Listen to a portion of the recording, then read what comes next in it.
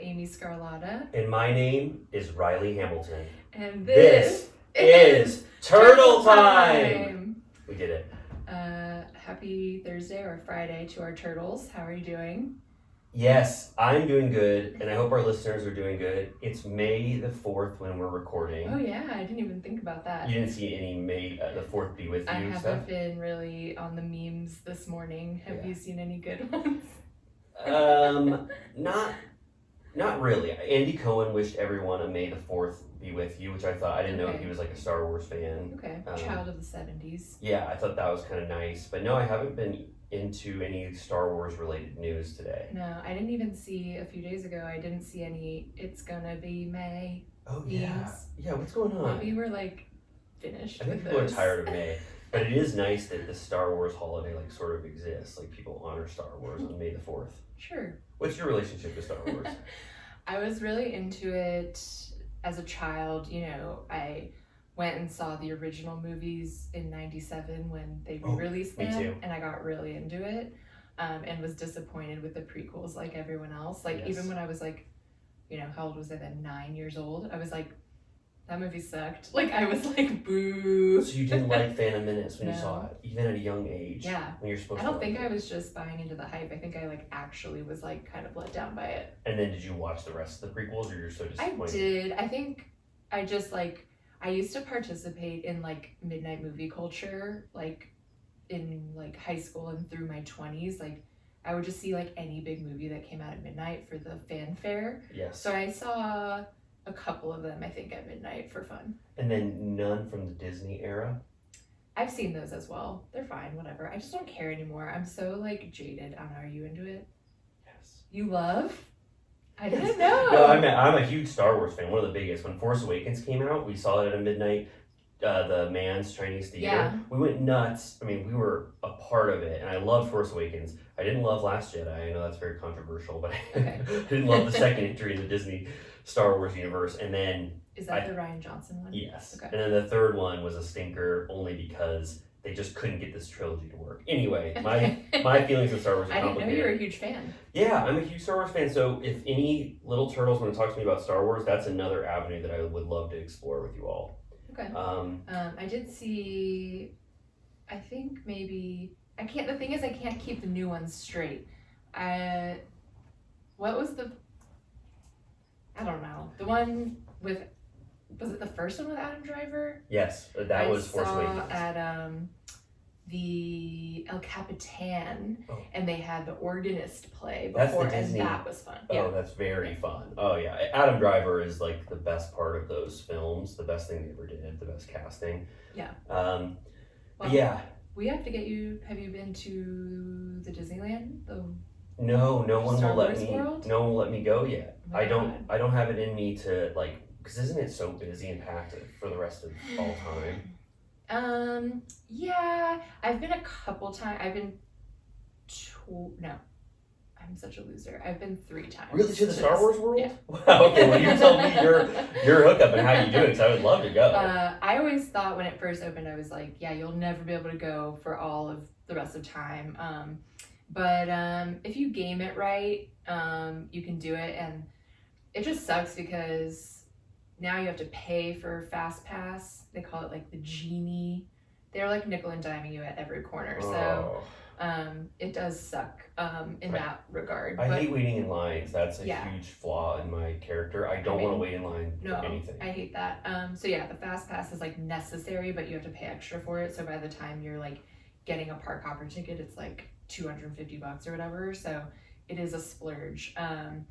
But the Rise of the Resistance, I think their ride is called. It's dope. Oh, it is? You'll love it. Oh, man. Okay, I want to go so bad. So someday I will go. Yeah, we have to get our business off the ground, and then maybe we can celebrate a specific milestone. Yeah, and make it somehow Bravo related in some way, hopefully. Yeah, I mean, Jax and Brittany are always there. That's true. Yeah, maybe we can go when the other cast members are there. They were, the day I was there, like, a month or 2 ago, Brittany and Lala were posting pictures from Disneyland while I was there, and I got very excited and thought maybe I could find them, but then I figured out I think they were later Gramming. Oh, okay. All right, that sounds like them. So they weren't actually there at the time. I don't think so. Oh. But one time I did see Kris Jenner at Disneyland and I got really excited. What was she doing? She was enjoying the park. It was during the era she was wearing the Pablo merch. Oh, full Life of Pablo vibes. Yes. Wow. And like Yeezys, and so that's how I like confirmed it was her. They loved the Kanye West like outfit era. He kind of revolutionized their wardrobe. Yeah, I don't know sure. that. I am only I was a Kanye fan more than a Kardashians fan, but I like that they all like loved him for a second. They had a Kanye era. Yeah, he definitely like gave Kim a full makeover. Like it's literally on the show. He's like he throws out like all of her clothes and like restyles her.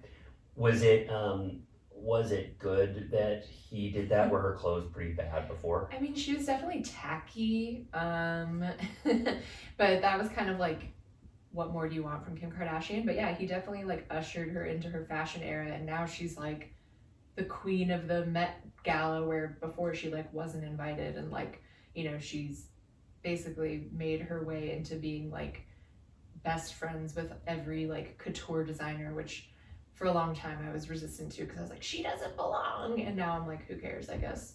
Yeah, that's a good, who cares? I don't care about Star Wars, I don't care about Kim at the Met Gala, I don't care. Did you like what she wore this year to the Met Gala? I only saw one photo of it, I didn't really understand it. It was fine. I don't think it was like her best effort. I was kind of confused, whatever, it's a long story, but the theme was Karl Lagerfeld, so I didn't really see how hers really related back to that, but okay. Yeah. Okay. I don't know. There wasn't. Yeah. Jared Leto was in a big cat outfit I saw, which seems like he was, trying to be a little memeable. I would say. Sure. Yeah. If it wasn't him, I would have enjoyed that.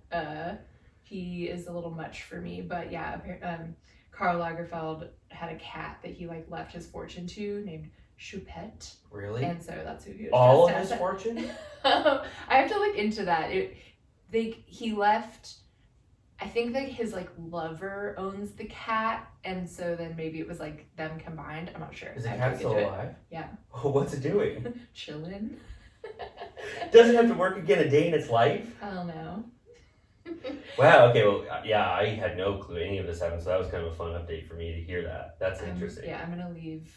I'm gonna get my cat like multiple organ replacement surgeries so that she can live forever, and then I'll leave all of my cash to her. That is so sweet. Okay, good. I also wanted to say just quickly that when our little turtles are listening to this, it's Cinco de Mayo. Oh yeah, that's fun. Did you think about that at all? No. I definitely will have to track down a margarita. Yeah, I was thinking, well, we're recording tomorrow, and I was going to get those Trader Jose lights. Oh, maybe we could sip a couple of those and have a little bit of fun. And, so I hope when you're listening to this, you have total Cinco de Mayo vibes. You're loving life, like Amy and I. Yeah, we'll have to bring up our energy on this episode so that they can listen and be like, hopefully none of our little turtles are wearing sombreros that shouldn't be wearing them. Yeah, okay. Yeah, I stopped wearing sombreros completely. When I went to that all-inclusive resort that reminded me of the Sheena's wedding resort, there were a lot of gringos in sombreros in the pool, and I was like, I thought we've moved past this as a society. I forget what sombreros look like. They're like straw hats with like a pointy top. So they have the full rounded top, right? Yeah. What are you imagining? I just...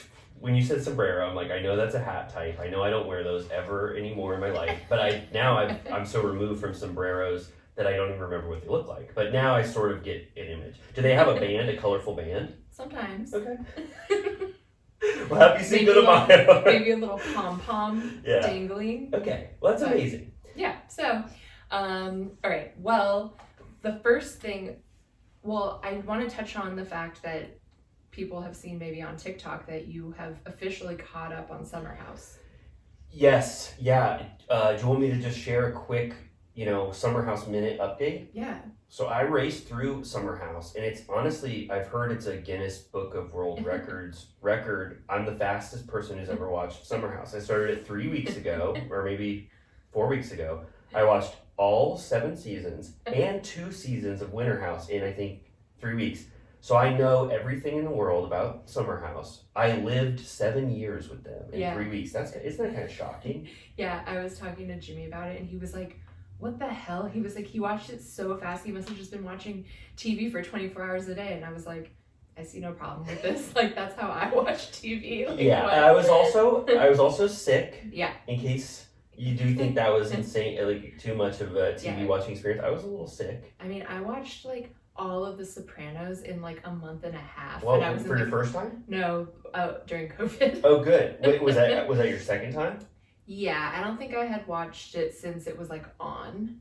It's a great show to binge. Yeah, I mean, one of the but most like I was in like a dark place by the end. Like it's like highly bingeable because you want to watch another one because it's really good, but it's also like depressing. Tony's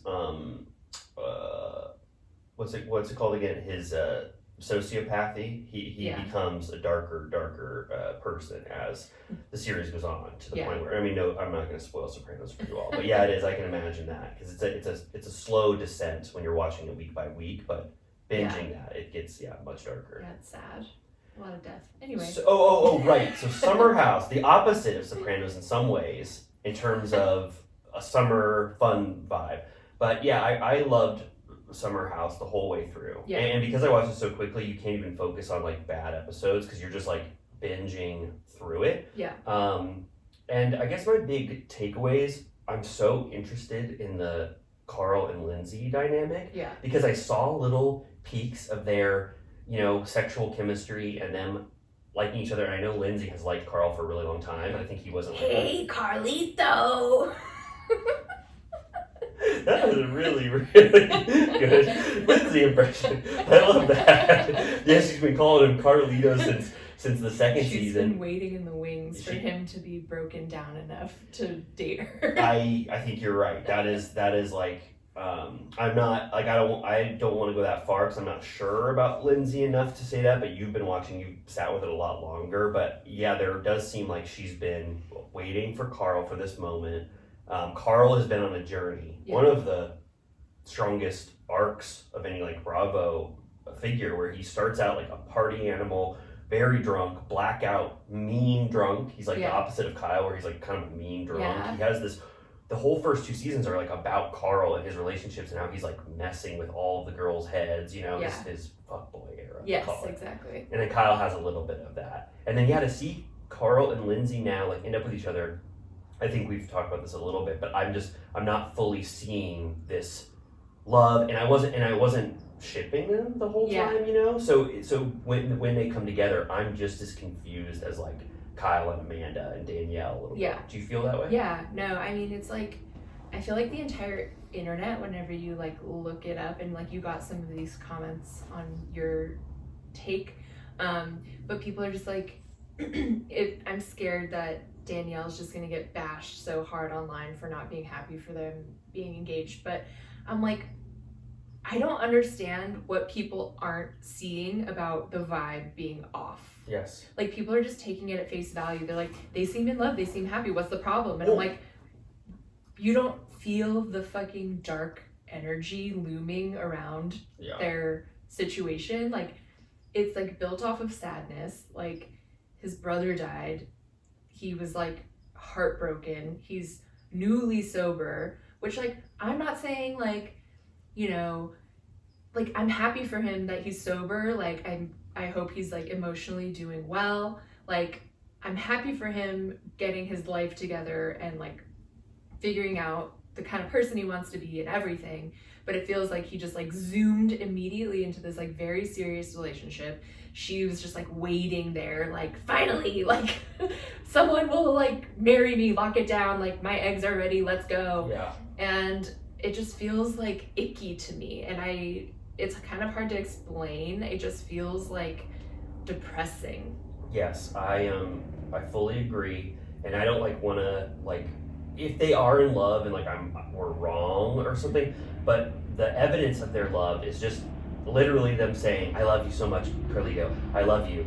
We've had this 6-year relationship. They're basically, what's that called? They're rewriting history to say this is almost like a relationship this entire time to like add more evidence that they should be moving as quickly as they are. And I haven't just seen like the actual love between them, other than them just talking about how in love they are, like no actions behind it. Yeah, their dynamic is just like, they just like, she jumps into his like arms, like they just like compliment each other constantly. Major like PDA too, which I understand because they're in the early stages still, but it's almost like, okay, too much. Yeah, please. And then like whenever they've had any like disagreements recently, it like doesn't go well, because if he speaks up for himself, she gets pissed. Yeah, and when they had the fight, I forget when it was with Danielle or whatever, and Lindsay's like, you should have said this to her, like how could you have not brought this up or whatever. Like Carl is rationally explaining his side, and he's like, what she said mattered to me and it made me move forward. And Lindsay's like, well, how could she just gets it all like I don't know, she just does such a bad summary of what he said, and is like, really fighting with him in a very bad way. But she's also drunk. Yeah. Like she gets drunk and she started drinking again. And then when she's drunk, it's like her like argument brain just completely goes out of whack, and she can't like articulate her feelings at all. And she misreads everything he said. And that was hard to watch a little bit. She doesn't, she has a very one-sided point of view, and like everything that Danielle says, she really kind of like refuses to accept. Yes. Like she kind of like pretends that she's like listening, but then it like immediately, it's like such a shallow like acceptance that like it immediately like goes wrong, because she doesn't like actually listen to what she's saying. And like I'm very scared for next week of Danielle getting really upset that she's not part of the engagement, because she's just gonna get steamrolled. Like the entire internet is like, how dare you make their engagement about you? And I'm like, but can you imagine if like your best friend, the one you've been like riding or dying for like 10 years, and the other guy who was also your really close friend that you dated first, he goes to ask her to marry her like a mile from the place that you are, and he didn't like go tell you first, so that you like, and he already told Kyle, and he told, what's his name? The new guy. You told Chris? Is that his name? Yeah, Chris. The Marine? Yeah. Remember at Sierra's party? Oh, yeah. He pulled them both aside. Yeah. And I'm like, if Chris found out that before me, I'd be like, it makes you feel like an asshole. Like you just feel like worthless. And it fully, I'm like struggling for the right word, but it fully exemplifies what Danielle has been feeling this entire season about how she feels left out from their love, left out from their relationship, and then this happens, and it's like, of course she's not going to feel happy. You haven't made her a part of this thing with you all, and so she's skeptical of it. Yeah, well, I'm excited to see what Robert has to say next week, even though their relationship doesn't pan out. But I don't care about news spoilers, but I just found that out. Like, so they're not dating anymore? No. Oh, I liked it. Yeah, it was definitely, you can tell this season wasn't going well, but yeah, so her and Robert aren't together anymore, and Maya and Oliver aren't together anymore. And then Sam and Corey are still together, so. Do you like Corey? No. Okay, good. I don't either. He like disgusts me. Yeah, I can feel fully validated and not enjoying him so far. I mean, Corey, you might have a beautiful spirit that I haven't seen yet, but season 2 of Winter House, I was like, you and Craig need to go to an insane asylum, and I never want to see you two again. You're breaking glass. Oh my God. You're like causing people to bleed around the house. You won't clean up. Every time you're wrestling, like watching him with that girl that was a meta real estate agent. What was her name? Jess. Jess. Watching him like torture her, and her being like so dumb that she thought they were gonna be like exclusively dating by the end was like some of the most like hard to watch stuff I've ever seen. Winter House season 1 was so nice and fun. Everybody was like having good, romantic relationships and just partying, and then season 2 was so awful. Like dark vibe. Yeah. Like he's like, I like to gaslight women until they're out of their minds, and like they get really horny and like insane. Because I had a lot of sisters and female cousins, and so I learned how to do this with women or something, whatever he says. He's like, I wear pearls so that they're like confused about it. You got it. I'm definitely confused by you. So anyway, I mean, maybe I don't want to be too harsh on him. Maybe you have a secret beautiful side that I haven't seen yet, but for now, I don't know about that, but yeah, definitely a red flag that he was introduced through Craig. So yeah, did you like, what's your, this is probably the last thing we'll say on our Summer House minute, but what's your Danielle like opinion throughout the series? I really like her. Jimmy's like obsessed with her. That's like, so sweet. He's like, she's so nice, like she's pretty, she's the best. Like he just likes her so much, and I like her too. I'm afraid that she's not portraying her emotions in a way that will translate well for the audience. Like, I think she's valid in everything she's saying, but I think it's getting a little muddled where the way that people are receiving it, I'm afraid that, like, I want her to be vindicated. Yes. And I'm afraid that she will not. Well, when she said, like, in the upcoming preview for next week, when she said, like, oh God, what did she say? She's like, they can live happily ever fucking after. Like, she's just pissed. I was fully on her side. I was like, I get why you're mad about this whole thing. Like, everyone is a little skeptical of this relationship, and you're just letting your feelings be known. I feel like she's validated, so I'm excited to see that. Yeah, I'm sorry. That engagement made me want to fucking gag. Sorry.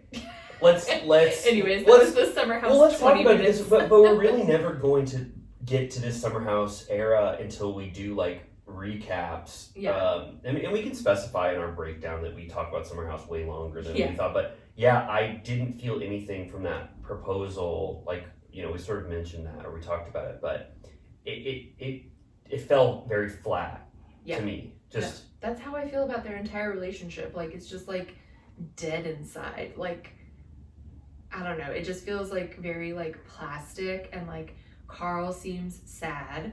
And like everyone, I feel like the people that have, in my opinion, the wrong take online are saying like, they're like, you know, accusing people like us who are judging their relationship on like being mad that he's not like fun anymore because of drinking. And I'm like, that's not it. He just seems like detached. Yeah, no, I'm not disparaging the relationship because he doesn't seem fun anymore. It's just that he feels so sad, which I totally understand.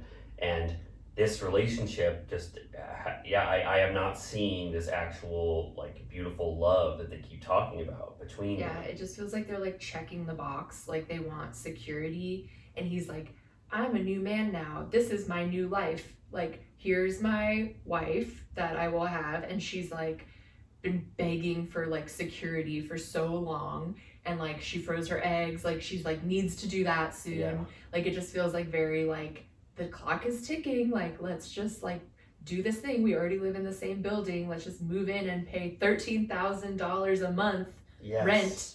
I loved seeing their like it seemed like they're doing more Manhattan, you know, midweek scenes, you know, which I kind of liked. Like Sierra's 1 year anniversary, I liked, you know, them all going. I like seeing them in Manhattan. That would be a great way to, I don't know, spin off the series or whatever. Like their life in Manhattan to me was pretty interesting. Yeah. At least, I mean, on my first watch. No,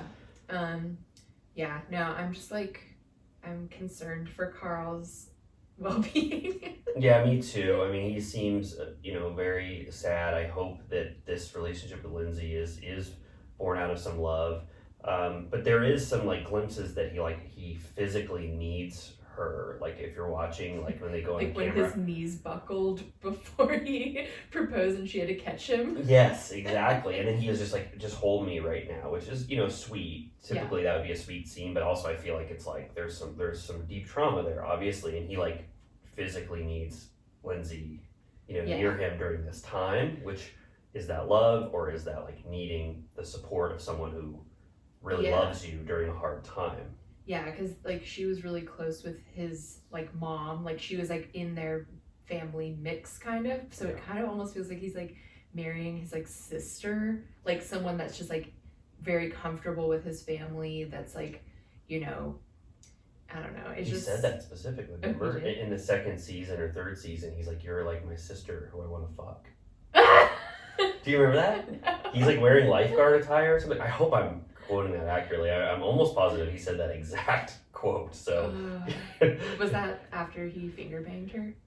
Yeah, I think so. It was like the lead Finger up to their blast? and I can't believe they had that like fourth season like actual start of a relationship that was just like shut down and nipped in the bud, and then for this to like come back, it's very interesting. I haven't seen anything like it on a reality show, so Yeah, I'm not looking forward to their wedding and all that. It's just gonna be like shoved in our face. is that going to be on this? Like, are they going to be filming their wedding this season of Summer House? So next year we'll see I it. assume next year. Like, I don't know. That's gonna be great. Cause like I love Kyle and Amanda. Like Me too. even though he cheated on her, I let him slide on that because I love him so much. But like they have like a dynamic in place. Like she can tell him to like shut the fuck up. Like he loves her. Like he's willing to make sacrifices for her, but like within reason. The love is illustrated between them. I clearly see it. I clearly see Amanda and Kyle's love through their actions and what they've been through and how they talk to each other, and that is just not at all what I'm getting from Carl and Lindsay. Yeah, and I also enjoy that Paige is so like reticent about making a commitment to Craig, because I'm hoping it means that she'll get out in time. Yeah, is there? You've seen all of Southern Charm, right? Yeah. Is there good in Craig? Because from what I've seen from Winter House season 2, I was like, this is one of the worst human beings I've ever seen depicted on television. Is there the charm that I haven't seen on Southern Charm of his that he's gotten like worse over the years. Like maybe he was okay at the very beginning, but he was literally like 25. And he was in a relationship with someone on the show for a couple years, like in a serious relationship. And he just became like, after like during their demise and like after their breakup, he was just like rotten. And then I know for a while he was like, he had to like wean himself off Adderall. So I think he had like Adderall rage. Whoa, when was that? That's in Southern Charm? Yeah. I want to see that. Like there's like one reunion where he's just being like a petulant child. Like Andy is even like, dude, like what's wrong with you? And yeah, then, I think Andy referenced that on like one of the reunions on Summer House. He's like, you didn't take advice from Craig, did you, Paige, about the reunion? Yeah, he's just like pissy and bitter. And then yeah, I think it's like the next reunion when they reference it, he says that he's like off Adderall. Oh, good. But yeah, he's like just his like faults, he doesn't have anything that redeems them on the other side. Like I'm just like, I want the best for Paige because I think she can do better, and I think she'll always have to like answer to his bad behavior, which like sucks. Yeah. I mean, I consider Paige one of the like coolest people on Bravo, and I have not seen that from Craig yet. No. So I'm, I love that she keeps it real, and I love that she sees Lindsay for who she is, and like I love say it out loud. Yeah, it is great. The flare-ups between her and Lindsay have been like so good when she just gets fed up with Lindsay. I mean, the fact that like Lindsay doesn't really get along with Paige and Amanda, but they've been living in a house for 5 summers or however long Paige has been on the show. It's like, that's really interesting that they have to like just live with Lindsay. Yeah, I know. It's her and Carl, they're having glimmers this season of Carl having like a sparkle in his eye, like with like the boys, like that boys' night when they're hazing Chris. Yeah, when that was fun. They were like, smacking his butt. Yeah, I was like, he still has personality. He can still have fun, and he had fun at like the cowboy party. Like I was like, he's still like in there somewhere, but like you don't see it much with her, honestly. Yeah, I totally agree. But you know who you did see beautiful, pure love between was Andrea and Lexi. Do you remember that scene? And Lexi, I love him. Me too. That was so sweet. Lexi is talking about their early relationship and like the things they went through or whatever, and she just breaks down crying. Yeah, I saw their love. Yeah, you saw their love in 1 second. And I haven't seen any instance of that from Carl and Lindsay. I'm obsessed with that scene when Danielle like almost throws a candle at Sierra, and in the background Andrea's just like crying because he's like heartbroken. Yeah. And then like Luke has to take him outside. He's just like so upset and like crying. And then my favorite quotable is at one point he calls Paige little baby Paige. Yeah, it's so sweet. I love that. Yeah, I don't know why. I was like resistant to Andrea at first. I was like, what's going on? Because this seems inorganic. Like, who is this person? But he really, I really warmed up to him. Everybody loves him. Yeah, he's so sweet. he's he's funny. I love that little glimpse of him and Lexi's relationship. That was so sweet. So no, I was happy to see him for sure. Well, we just clocked in at 60 seconds, so that's the summer house. The summer house minute. Yeah, the timer just went off. 60 seconds. Okay. Do you want to talk about? Do we have any other news up front before we recap? One sad thing. Pump is closing. Pump is closing. Officially, Amy and I knew that there were, whispers that Pump was closing, right? Where did we hear that? It was just like through the grapevine. We had total grapevine info where it was like it was like bubbling up online, and then I think a friend of a friend told you, and then but then we went. Luckily, we did go 1 month ago. I just saw. Okay. Yeah. Is there an announcement of a closing date? I didn't see that. July 5th. Okay, so we have some time. We can go back one more time. She wants for Pride. Yeah, she wants one last Pride there to honor Pump's legacy. Uh-huh. And so, let's go. We have to go. Definitely. Yeah. I feel like it would be insane if she closed before Pride. So, so 4th of July too, but we probably won't go back for that. But definitely Pride. We'll be there anyway. Yeah. So we'll say goodbye to Pump. We'll blow out one of those candles. Maybe she'll let us take an olive from the olive tree. Yeah. I wonder if they'll have giving, I don't know what I'm trying to say, blowout goodbye sale, and we can buy some ugly pink chairs. Yeah, I think they're gonna have a total blowout sale at Pump. Yeah, we can buy some of those chairs. A Nicolene chandelier. Yeah, that'd be so nice. They probably will have a blowout. Yeah, I'm glad that it's a nice round out that she made it last 10 years. Yes, I totally love that. Do you think so? In that article, it said that Lisa is now opening 2 more Vegas restaurants because they love her in Vegas. They can't get enough. I mean, it's such a slam dunk. That's exactly where she needs to be, because it's a little bit of a gag. When you're in Vegas, you're what dumb thing can I do tonight? Yeah. And going to a housewives restaurant is the perfect thing. Yes. What's that called? Gimmicky. You said that? Yeah. It is perfect for her, but do you think that the revelation at the end of this season before Sandoval was going to be that her and Ken are packing their bags and moving to Vegas? I can't even imagine that. One of my wonderful TikTok followers said that Ken bought a property in Vegas. That makes sense. And if they have tax-free. Yeah, is it? Yeah.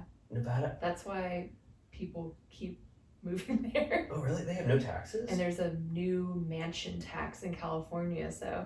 Oh, so Lisa and Ken are getting out. They're going where there are no taxes. I don't know. I mean, I think that might be what that tearful, sad Lisa goodbye is, that they're maybe ending their. It's either about Pump or, these are just predictions, but it could be about Pump. It could be about her moving to Vegas part-time. Because wouldn't you want to be near all those Vegas? That'd be a spin-off. I mean, they should certainly, if they're going to be there all the time. It's so weird. I feel like people are buying property in Vegas, and I'm I would just want to live in a suite in Vegas. Yeah. You mean in one of the hotels? Yeah. The Flamingo room? Yeah. Yeah. Well, I can't wait to go back to Vegas. We'll get the inside scoop once we're there, where the next Lisa restaurants are. But we'll go to Pump one last time on Pride and say goodbye. For sure. I wonder if there will be a see you next Tuesday before then. I think for sure James is going to try to, he canceled one, when he went on Watch What Happens Live. I think for sure before the reunion, he's going to do one at SUR, for sure. Yeah, I wanted to go, so. Yeah. So then one last little bit of news before we get into this week's episode is that the finale trailer leaked. Some Bravo intern or Bravo adjacent person had the one of the drafts of or what's it called, one of the edits of the trailer, and leaked it fully, because it was the original leaked version was a little different from what they ended up releasing. There were 3 small little changes in the leaked one. Raquel says to Tom, she said, we wouldn't have done this, we didn't think it was all worth it. And I was like, whoa. Are you kidding? What? This is the plan? And you guys, that means that they were going to continue their relationship and it was all worth it for them to start cheating or whatever. But then in the Bravo sanctioned one, it's Raquel's this is the worst thing that's ever happened to us. She goes this did not go well. This did or not go something like well. that. So it's went from a positive statement to a negative statement about Yeah. Raquel. And I'm wondering why they softened the blow. Like why did they not want Raquel to look so terrible? Right. You know, right now? Or Yeah. I mean, whew, that thing, I had chills. It's harrowing. Mhm. It's especially like piggybacking off of this week's episode of like Sandoval starting to get caught in his lies and just like essentially like giving up on like even trying to be a good liar. Like, has anyone ever been more caught in a lie than how so he is bad. how he is caught in the multiple Yeah. lies he's telling this episode? It was like, whoa. Yeah, and then like in the teaser, like Ariana's just like so like it's, you know, part of what we have already seen, but like she's like so enraged, and then he fights back, which I'm like, oh my god, I can't wait to see how this nets out. Ariana, we finally learned what Ariana said when they had her, you know, screaming but with no sound. She goes, what does she say? It's not about fucking Raquel, or She said like, stop I talking. don't give a fuck about Raquel, and then she goes like, your friendship is bullshit, and then Sandoval goes, no it isn't. Yeah. No, it's not. Oh, you know everything. I'm like, whoa, you're screaming back at her. But I think he says like something, he must talk about Raquel so much, like his friendship with her and how it started. And Ariana's like, I don't give a fuck about fucking Raquel. Yeah. Like, this is what you did. It doesn't like, matter. Shut up. Shut up. She says, I regret ever loving you. Wow. The hammer that like, I regret ever loving you. Like, that is She so. pulled out the big guns. Oh, yeah. And then there's like a quick clip of like her and Lisa crying together. Then we see the big bombshell is you see some like Nike slides walking up. It's Queen Kristen So, yeah. tapping her fingers together in delight. In delight in revenge. She's going to get revenge, seek revenge on everyone who has wronged Ariana. I loved it. I mean, Yeah. I'm with that, and with Kristen on Watch What Happens Live, it's like Kristen, the door is open for her to come back on Vanderpump Rules. That would be awesome. Yeah, she was saying on Watch What Happens that she only wanted to do it if Ariana really, really wanted her to be there, and she said that she did, so she participated. Ariana was like, hell yeah, get over here. Yeah, and Andy at one point during the show was like, you love being back in the mix, don't you? And she goes, I sure do. I loved it. I was like, be honest. That was so great. Yeah, she's like poised and ready to go. Like, I feel like being like a podcast host since, you know, I don't know how long, has it been like 5 years she's had that podcast? Like the sex, love, and what happens. I don't know. I really don't know. It's been a while, but so I feel like she's like more like media trained than ever. Like she would be so great back on the show, and I think it would be what we need, because I mean we can get into the new episode, but we were kind of saying like, what would this season have been for not, if it didn't turn out to be Sandoval? I think that's a good question to just talk about now, because why talk about in the middle of the episode or our recap. What would this have been without Sandoval? Exactly like you said, it would have been about the Schwartz and Raquel and Katie drama for a really long time. So boring. So boring over a kiss that was like the biggest flop I've ever seen. And you know that, I guess, you know, before they stitched on the final episode, which is now the finale, which is all the Sandoval aftermath that they filmed, it would have been the something about her sandwich launch would have been the previous finale. Right. And then that means that the Christina Kelly Heartspring event would have been the penultimate episode. Yeah. And it would have ended with Katie and Schwartz's relationship dismantling even more. It's just like, this would not have been a very great season. Yeah, the penultimate episode is Christina Kelly's face mist, and the finale is a Greek salad sandwich. Where they show James eating, he goes, this is very good. You know what I think? Prediction, could be totally wrong. Call me out if I'm wrong. Anyone can call me out. But I think the original idea for the finale was going to be Schwartz and Sandy's opening. They couldn't make the Target deadline, even though they were in the middle of the season, and they were just like, Schwartz and Sandy could not get it together. Yeah. The kitchen staff is revolting. Yeah. The booth guy is quitting. Brett is firing people left and right. Greg is pulling his hair out. And so they couldn't make that August 31st deadline or whatever it was going to be. So then they were like, what is a similar way to end it? Something about her They're sandwich. like, go to Jersey Mike's and get like 5 sandwiches, and we'll put a little pop-up table, Yeah. and we'll wrap it with like twine. Yeah, and then so then and on it, to me it makes more sense. Well, we got a little bit of a plane going Joe on. Biden It's is overhead. yeah, It's actually LVP.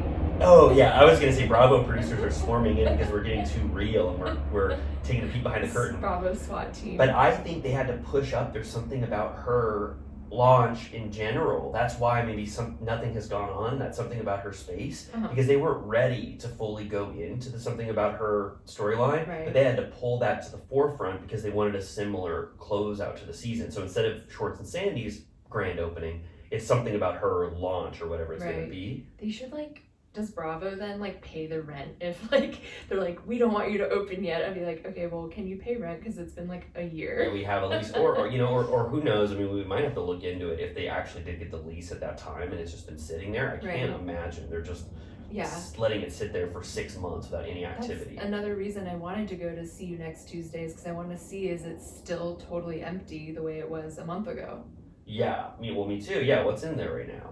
There's just those sandwiches left over from the moldy finale party salad sandwich. So, but do you think do you believe me that theory, or do you think it's just complete bullshit? Was talking about that last night about how it seemed like Schwartz and Sandy's was supposed to open by the end and they could not do it because they just kept targeting that date, which so on the newest episode it has just recently been Labor Day, so we're in September, so they're a month past their, a few weeks past their goal. I think they're filming way past where they normally film. That's why we had never seen Lala's birthday on camera before, because she's a September birthday, and they never normally go into September, so something going on. Yeah, and then obviously they extended it for the additional. Well, I guess one thing that season 10 would have had is that Sandoval is laying the breadcrumbs for him to break up with Ariana nobly if he had not been cheating on her with Raquel. I think his season arc plan was to break up with Ariana and maybe show off the relationship with Raquel at the reunion. Potentially that was the original plan, because every scene now that they are showing of Sandoval is him with Schwartz, who is a willing participant in this manufactured drama. Sandoval is talking about how Ariana does nothing for him, and how dumb and annoying he feels. And then you saw it in the preview from next week, he's complaining about their intimacy or whatever. So I fully believe he planned on breaking up as part of his season storyline at the reunion, just like how Raquel did with James when they broke up on the reunion. I think Sandoval would have said Ariana and I are no longer together, but then everyone found out about him and Raquel too early. Yeah. No, I mean, oh God. I mean, we'll get into the details, but I am not defending him in any way, but based on how she's doing at this point in time, he actually could not break up with her. Yeah, I mean, obviously cheating's a billion times worse, but she does not seem to be doing very well at this time. She specifically says, I am not doing well. And I mean, who would be? I mean, it's tragedy after tragedy. I mean, I could never imagine going through those two things within a month of each other. And then Sandoval breaking up with her.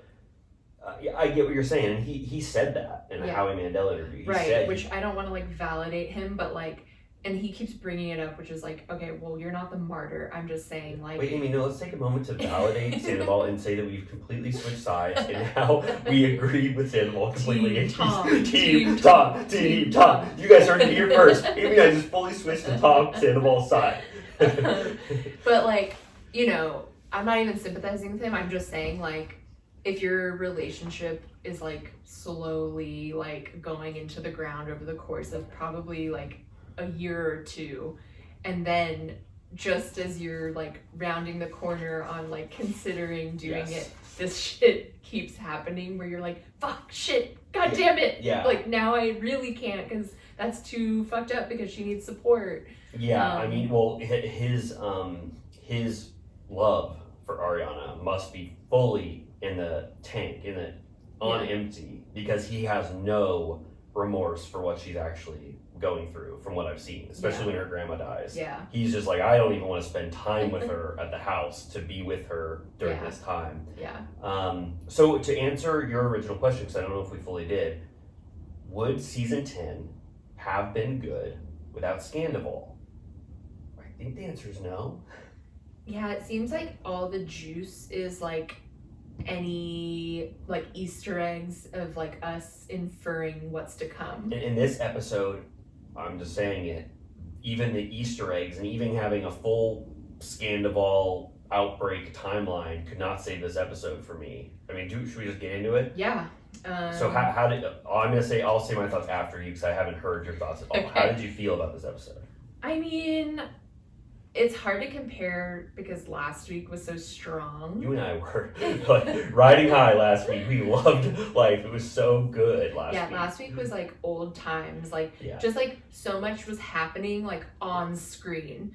Like I feel like this episode and like a lot of this season, it's like stuff that's not happening on screen. It's like stuff that's being like inferred or like related to something that we already know in real life. So it's kind of just like exciting because of what we already know. But last week it was like, no, this is like on screen. Like this is like new like lore being built. Yes. You know, like they're laying down the tracks. Yes, and I don't get much pleasure from the Easter eggs viewing. I want an episode to be a good piece of entertainment on its own. Right. And this was just, I'm starting to see the little clues of Sandoval, but that's not fun. I mean, that doesn't make a good episode to me. It's also like now I try to usually not watch the sneak peeks. I know. But like the Ken thing was like maybe the best part of the whole episode, which like we had already seen. Yeah. But yeah, I don't know. Like again,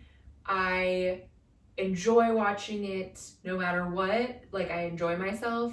But yeah, definitely a downgrade from last week. And then looking forward to what we're gonna get in the future, it just feels like I want to get there already. Like, can we just like say it all out loud? Like I am tired of tiptoeing.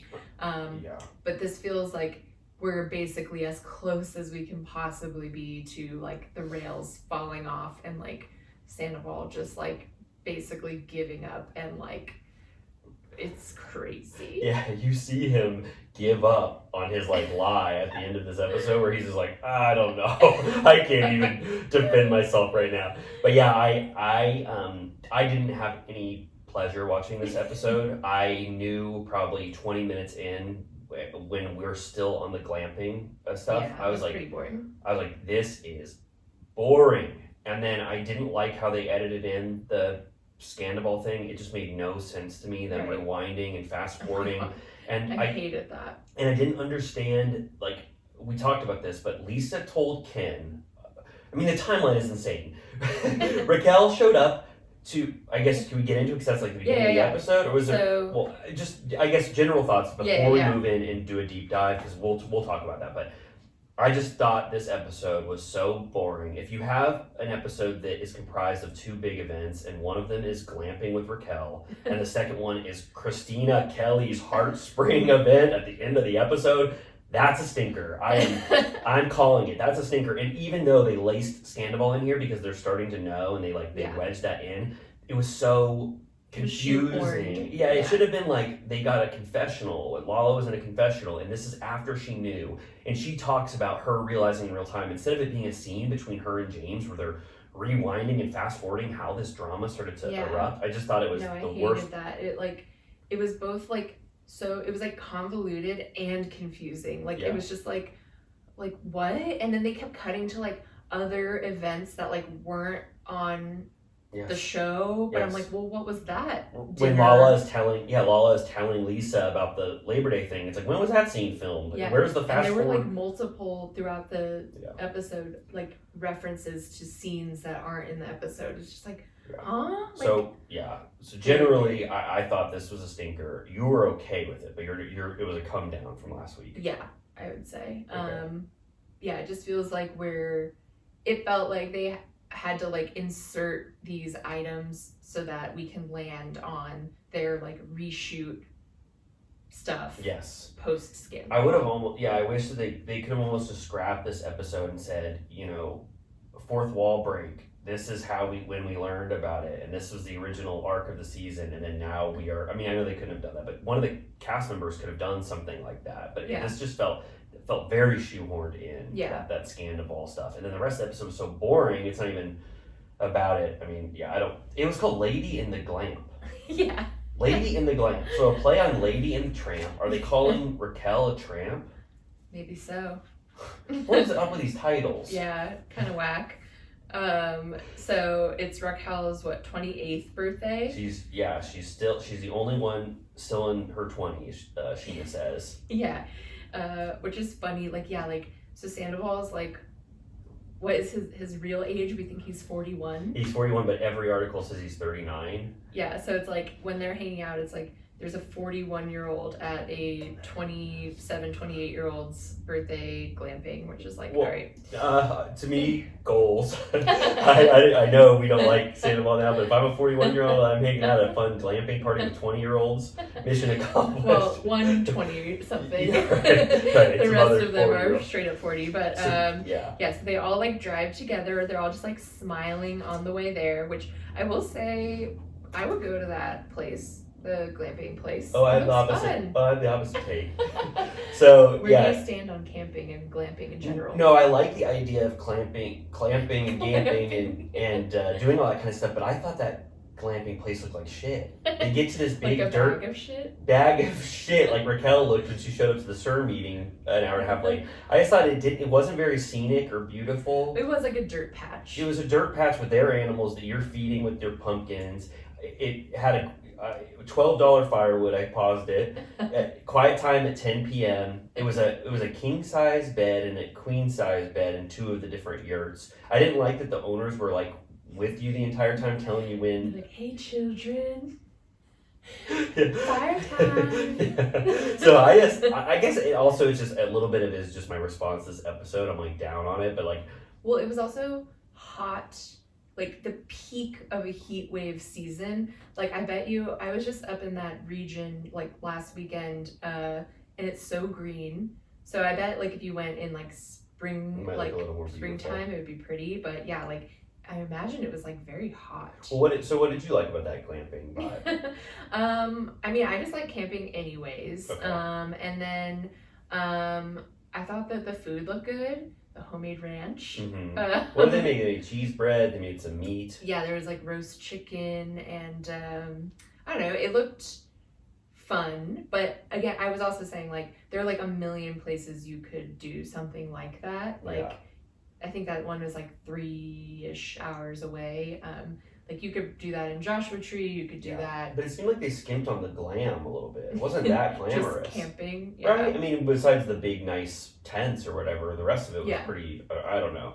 I mean, maybe I'm not the best judge of that, but it starts with it was too long. I already knew it was too long when we were watching them smash pumpkins. They're with the animals. Well, they kept adding weird, that whoever edited this episode was looking for, I don't know what, trying to do something special. When they first get there, Schwartz is where can I pee? And they're you can pee anywhere. And for some reason they do his point of view where his vision, they add an effect. He pee in the sink, or he pee it was is that a thing that he pees everywhere? I don't know, it was pee. That's a Kyle Cook thing. Yeah, I know. Yeah, and I like that about Kyle, but I didn't understand why they took a little detour to show where Schwartz could pee. That felt like a waste of time. I was anyways, next. I mean, to me the whole glamping, besides Schwartz's passive aggressive jokes about Raquel cheating with taken men, where it was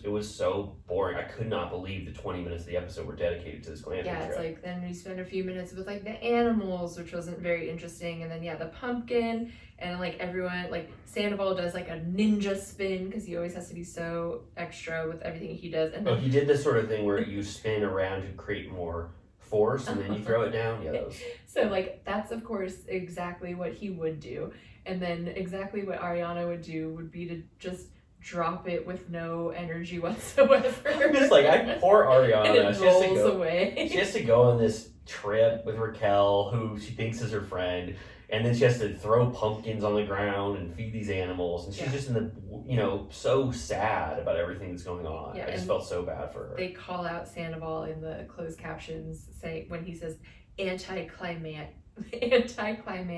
Yeah, he says mantic.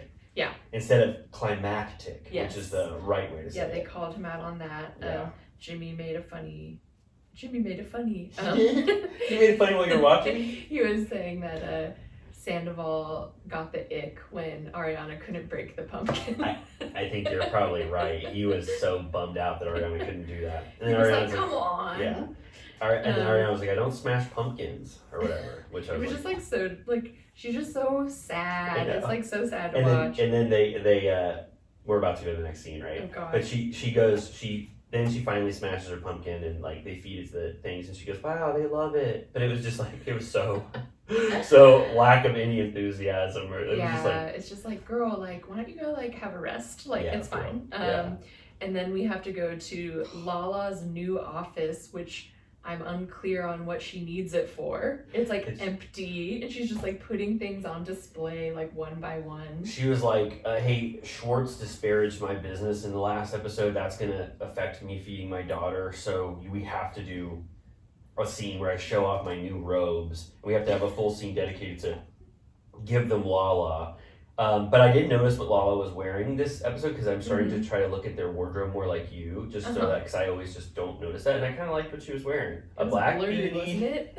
A black beanie. She had this amazing blur shirt where it had this blur effect on it, and I think just normal pants. I was like, okay, Lala, that was okay. It did have like buckles. Yeah. Like she always has to have some bell and whistle on what she's wearing. Yeah, and then James comes in and she goes, did you know that we've got robes launching? They've got a hood and they're some of the most comfortable robes you've ever seen in your life. He goes, okay. He was like, okay.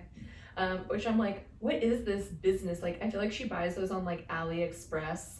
And then just like what's AliExpress? It's like the like international, like it's basically where you buy things for cheap from China. Do you know that we are literally taking food out of Lala's child's mouth if we disparage any of her clothing? I'm just like, what are these? Like, is there even anything on the robes? Like they're just seafoam green, like granny robes. Like, what are we talking about here? I have to give Lala credit because she is pushing the Sandoval snowball down the hill and letting it accelerate, and her predictions are amazing. Unfortunately, very astute. But when I saw we're at Glamping and then we're at Lala's office, I go, no, not two stinker scenes in a row. I know, I was like, why is James there? Like, what? And then Lala's like, James, are you doing good? He goes, yeah. And she goes, and he's like, the beach day didn't turn out to be, what I wanted or whatever. And she goes, I was sort of mad at you for throwing the drink in Schwartz's face, but he was so embarrassed. Or like she's getting a thrill from how embarrassed Schwartz was, which is exactly the same thrill you and I had watching it. And then it just goes into that whole VHS rewind bullshit. So is this a post Sandoval scene that they used as a container for the Sandoval drama footage that they have? Because who knows? I mean, it probably could be. Yeah, it felt very like added on, and then, but yeah, like we were saying before, like they had all this other footage to cut to of that conversation happening, and then is this the first? Does Labor Day come up in this conversation, or is that later? It comes up in this conversation at the very end. Do you want to go through just the timeline? Because I'm so confused, and maybe if we workshop together, we can like clearly lay out this timeline, unless it's too boring. Let's try. Okay, so Lala says to James that Katie was at Lisa's house, which we don't know also if that could have been a pickup scene after Sandoval. We don't know at this point. Right. We don't know how they're trying to organically wedge in the drama in this season to make it seem like, I don't know, to make it more organic when we get to the finale. But I mean, basically every single part of it felt like tacked on. Yes, felt tacked on. It was the wrong way to wedge Sandoval into this season. I'll just say it. I know it was a hard task. Almost nobody could have done it, but I had my hopes that Vanderpump Rules could do it. I don't think they did it well. But she says to James that the rumor, or it's not even a rumor, that Raquel slept over at Sandoval's house after partying in the jacuzzi with him and Schwartz. Yeah. And then he's like, how did you hear that? And she goes, well, blah, blah, blah. Yeah, it is hard to go into. Katie heard it while she was making sandwiches with Lisa, which I'm like, that was an inorganic scene. So the fact that there are inorganic scenes within the Sandoval drama, it really makes the whole thing seem less legitimate, even though I know it's true and this really happened. But having these like inorganic scenes where the information is filtered through made me skeptical of everything, even though I know I shouldn't be. Yeah. But so then Ken comes in, and we love that Ken came in. He goes, I can't believe that Tom Sandoval had a sleep. What does he say? Yeah, he's like that she stayed overnight in the jacuzzi as well. In the jacuzzi as well. Oh, not yeah. And then Lisa goes, yes, I know, I just told you that. And Katie's like, what? Yeah. And then there's that other woman there that we don't know who it is. And then he goes, okay, Maki, and then he leaves. But so Lisa had just told Ken that a day ago, Raquel came late to another inorganic scene where they are trying out the new tasting with only Raquel and Charlie. And, Of the Guillermo, employees, you're right. Guillermo, Natalie, Lisa, Charlie, and Raquel. What tasting was this? Like, and Charlie was waiting for an hour and a half. The only two remaining cast member waitresses. Yeah. Like, so that was another like Lisa. Do you think it was for Argentine Beef Week? I think it was. I think it was to make sure that Argentine Beef Week was going to be a huge hit when it came in March. Don't you think? Yeah, they had to make sure they had to put in their beef order well in advance. That's amazing. Yeah, I had to come all the way from Argentina. You think that was what it was?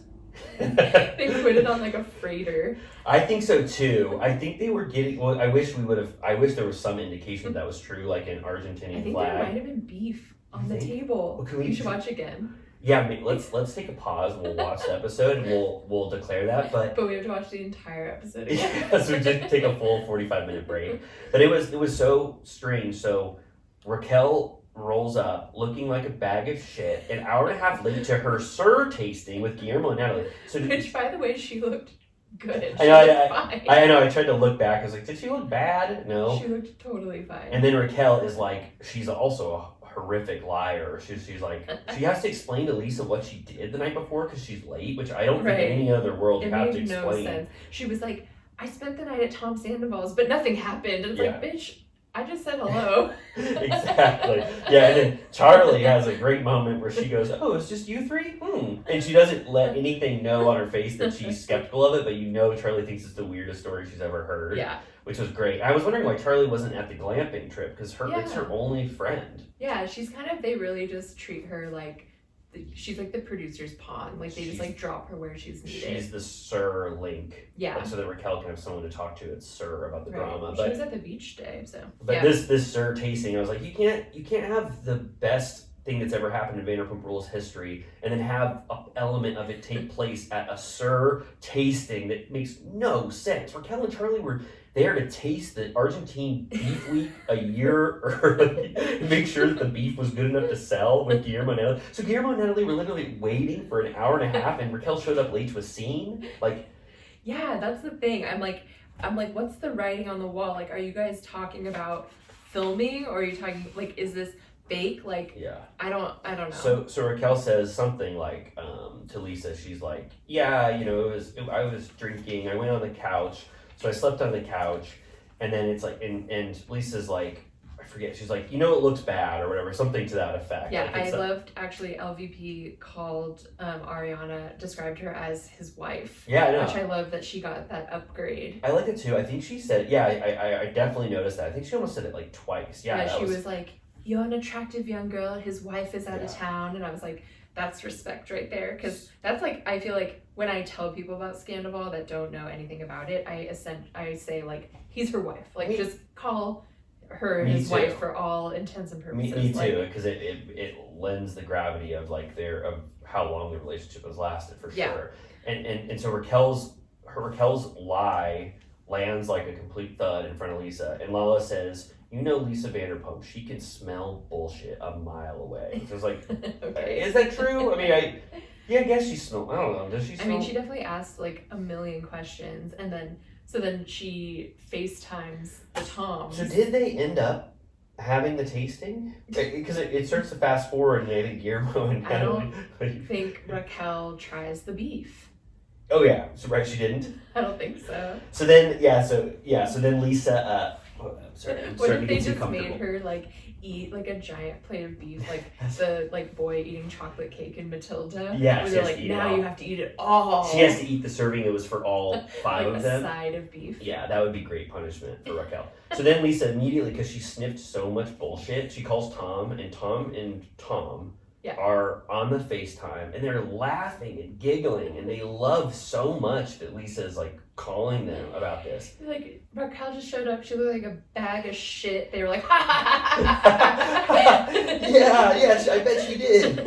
They're like, oh my god, Lisa. And then she's asking him about if she spent the night, etc. He immediately does her number one pet peeve, calls her dude straight out the gates. She goes, I'm not dude. He can't stop calling her dude. He calls her dude 5 times, then he calls her man, then he finally calls her Lisa He's once. like, come on, dude. And then he's like, why? She dipped out. We get our first, she dipped out. And she's like, what does dipped out mean? He goes, she literally like dipped out. Like, I don't know. But so he's saying he's using dipped out as an ambiguous term for that she went to bed at his house, Right. but he knows that the implication would be that she left. But he Right. says dipped out. It's to mean like, both. yeah, he's trying to like cast like confusion, like so that you're like, I don't even know what you're saying right now. Like he wants people to just like give up on trying to understand. And Lisa keeps being like, no, like what are you talking Yeah, about? she says, answer the question. Did Raquel sleep over? And he goes, yes, she did. But like,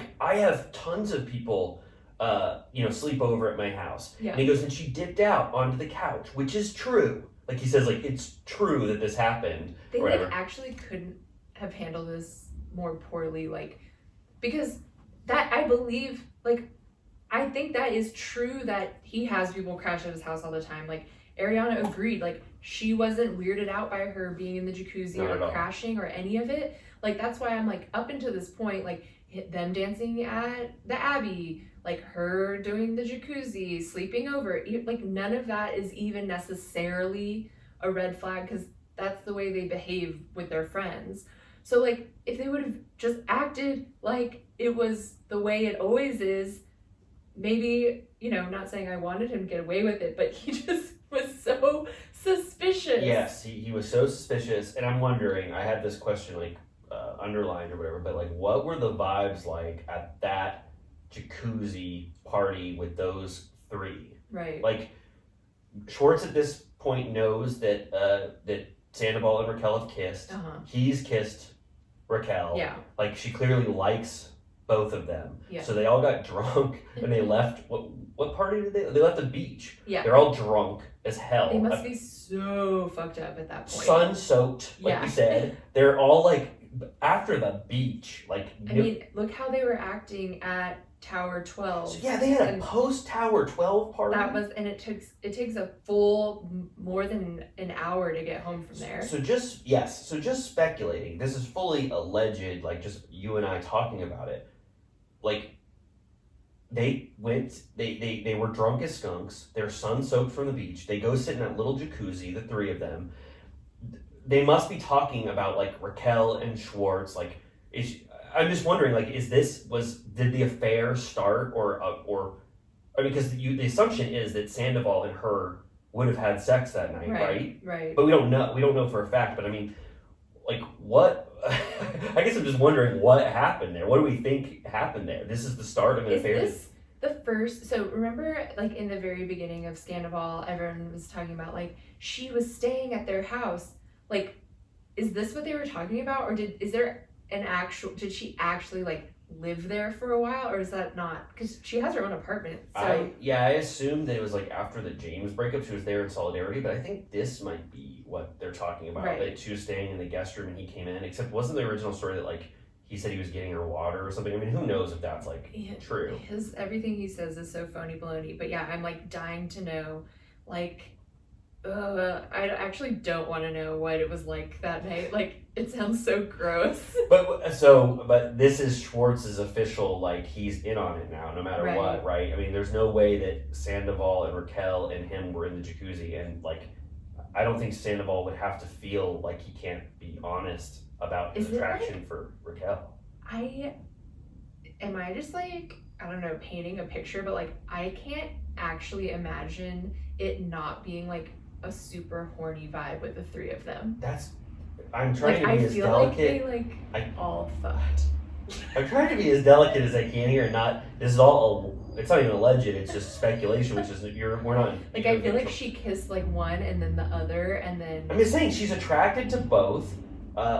Like very attracted to Schwartz. She's already made out with Sandoval. They're in a hot tub. I mean, I guess.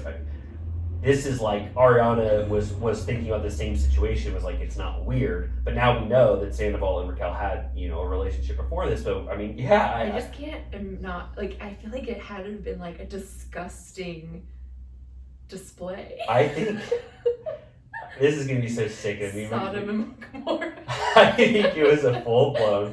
Pardon your ears. If you were a sensitive listener, cover your ears right now. I think it was a full-blown fuck fest between those three. I think Sandoval and Raquel were having sex in front of Schwartz, and he's masturbating. Oh no!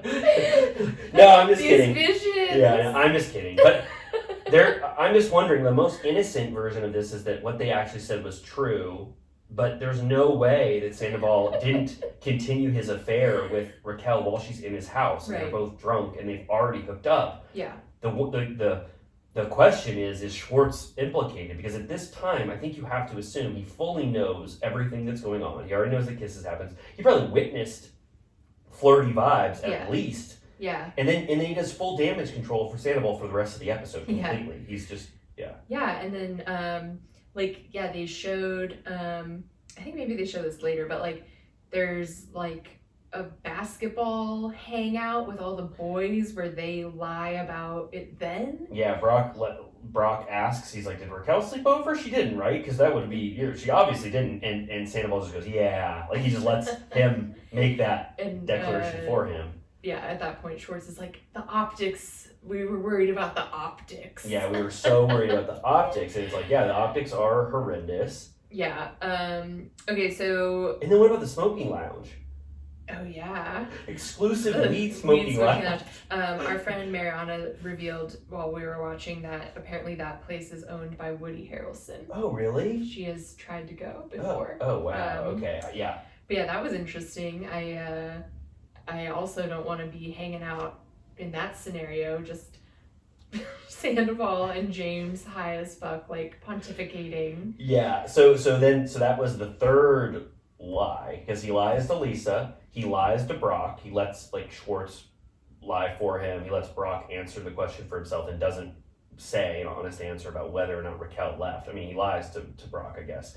Then he tells the story to James, but he says it so elaborately that it sounds fake. He's like, yeah, then she dipped out. And then James is like, wait, did she leave? You just said she left. He's like, no, she dipped out to my room. My guest room. And James is just, you see James's face and he's like, okay.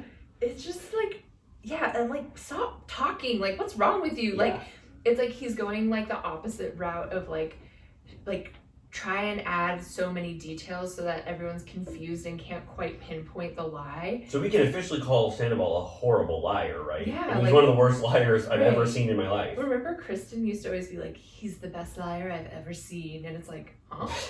He is? Has he gotten worse? I don't know. He is like a very bad liar, like in this episode completely. Yeah, and I did want to say, so obviously the Labor Day party is a big, point of contention here. Yes. But the first person I heard about that from was Jax. Jax knew something was off. He was there. Yeah. And he was talking about how Sandoval said he couldn't get a ride, and he was like, but people were coming and going all day. And I was like, wow, like Jax actually spilled the tea on that, which I wonder if Bravo was kind of oh, hey, sorry, we just had a little laptop thing. We're fully good. Screamed. Yeah. Jax like spilled the tea on that, which I wonder if they were mad. And then also Lala was saying the last time Sandoval was this excited about a girl or talking about them this way was when she was talking about Ariana while he was with Kristen, and they yet again played the Golden Nugget clip. The abridged version. Yeah, it was a little shorter, but they still leave it in. Yeah, he doesn't say, I love that place, but he goes, the Golden Nugget, which is great. And then James sort of, adds some ambiguousness to this whole scenario. He says, what if, Tom and Ariana are just distant? He doesn't say open relationship, but he just says, what if this is a part of the relationship? And Lala says, something ain't right. She goes, I call it like I see it, and something ain't right. She's like, come off it. Yeah, she said that exactly. Okay, so it quickly touches back at glamping just because it wants us to die. No, but Raquel screams, I forgot my makeup bag! And they're all like, oh my god! They really treat her like she's like 12 years old. I know. Like they're just like, she's like their little sister that they've been like tasked with like entertaining. Yeah, her friend group just felt so sad. I mean, especially obviously in this new light, but I felt so bad for her.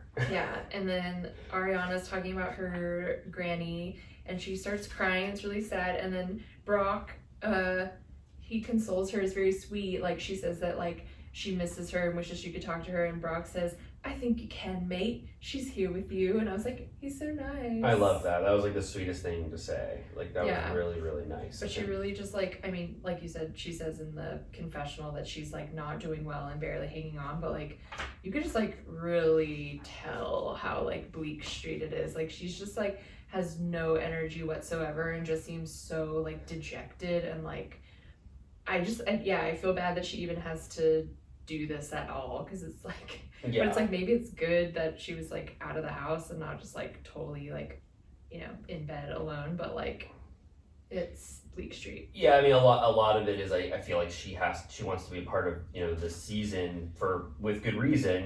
This is like a show where she's a cast member and she's just trying to pull herself together through these scenes, but you can just tell like just how bummed out completely she is. Yeah, like even in the confessional, which I don't know how much later that was, but she just is so bummed out. And then back to the robes.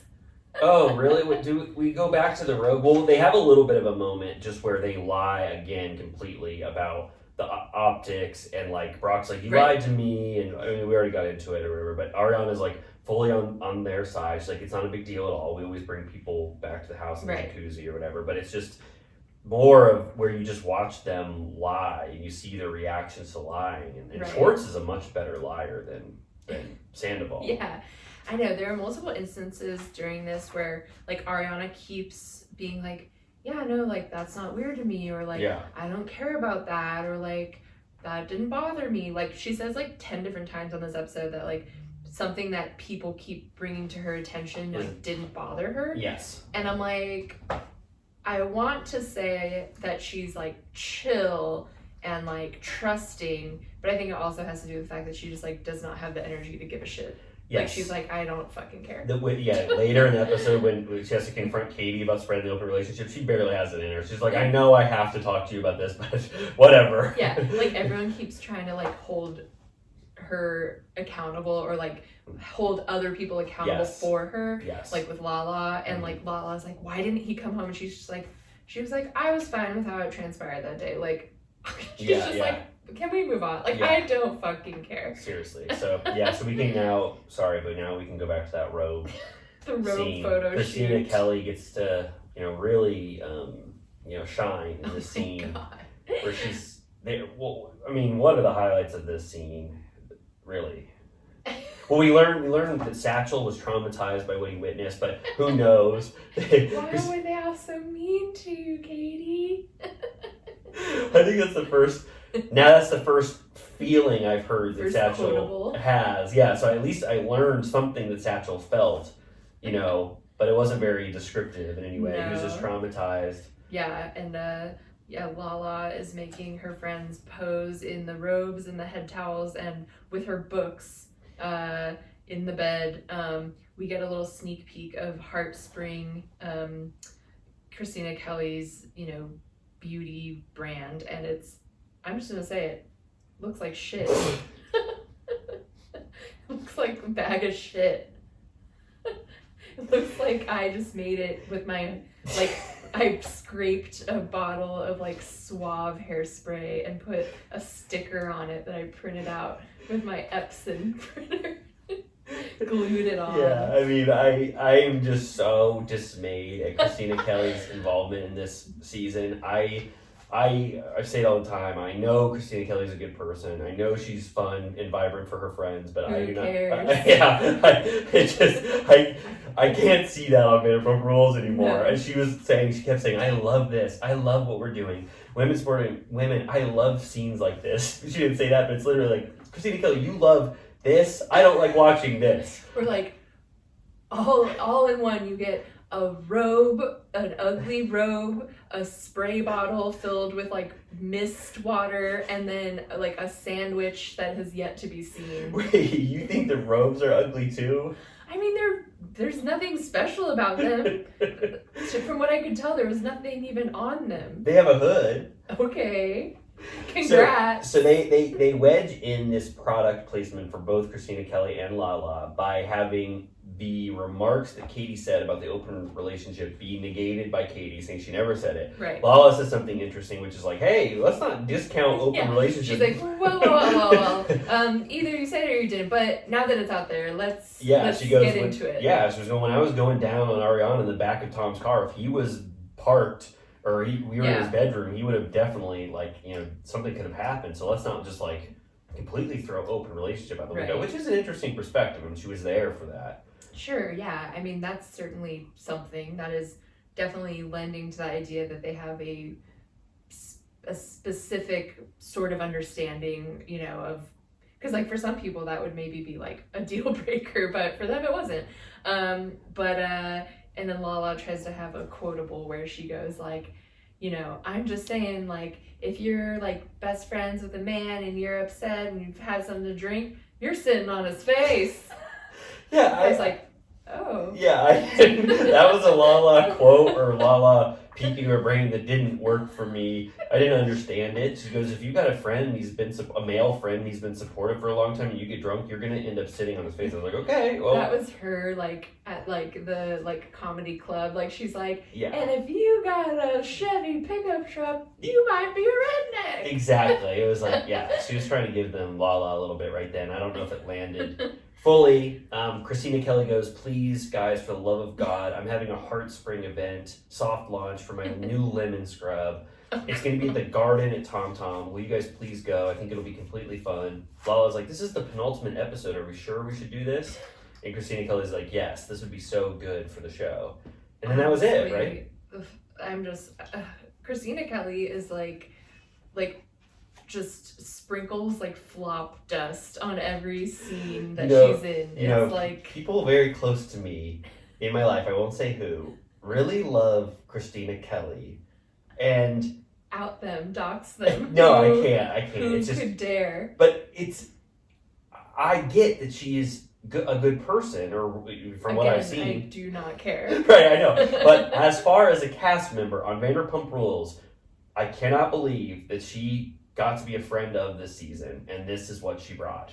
Yeah, I've said this before, but some people in support of Ariana and Katie being out of their toxic relationships keep posting things like the new season should be just the girls thriving, and I'm I literally want to stab my eyeballs out with this pen at the thought of that being what's left of the show. Amy's, just so for the viewers, Amy's holding it, and she is very close to stabbing herself in the eye. I got, Amy, don't do it. It's okay. The scene ends after 2 minutes. It's not too bad. They immediately they cut away from them so quickly. I'm gripping the pen so tight it's gonna break in half. I'm just that's not the point. Yeah.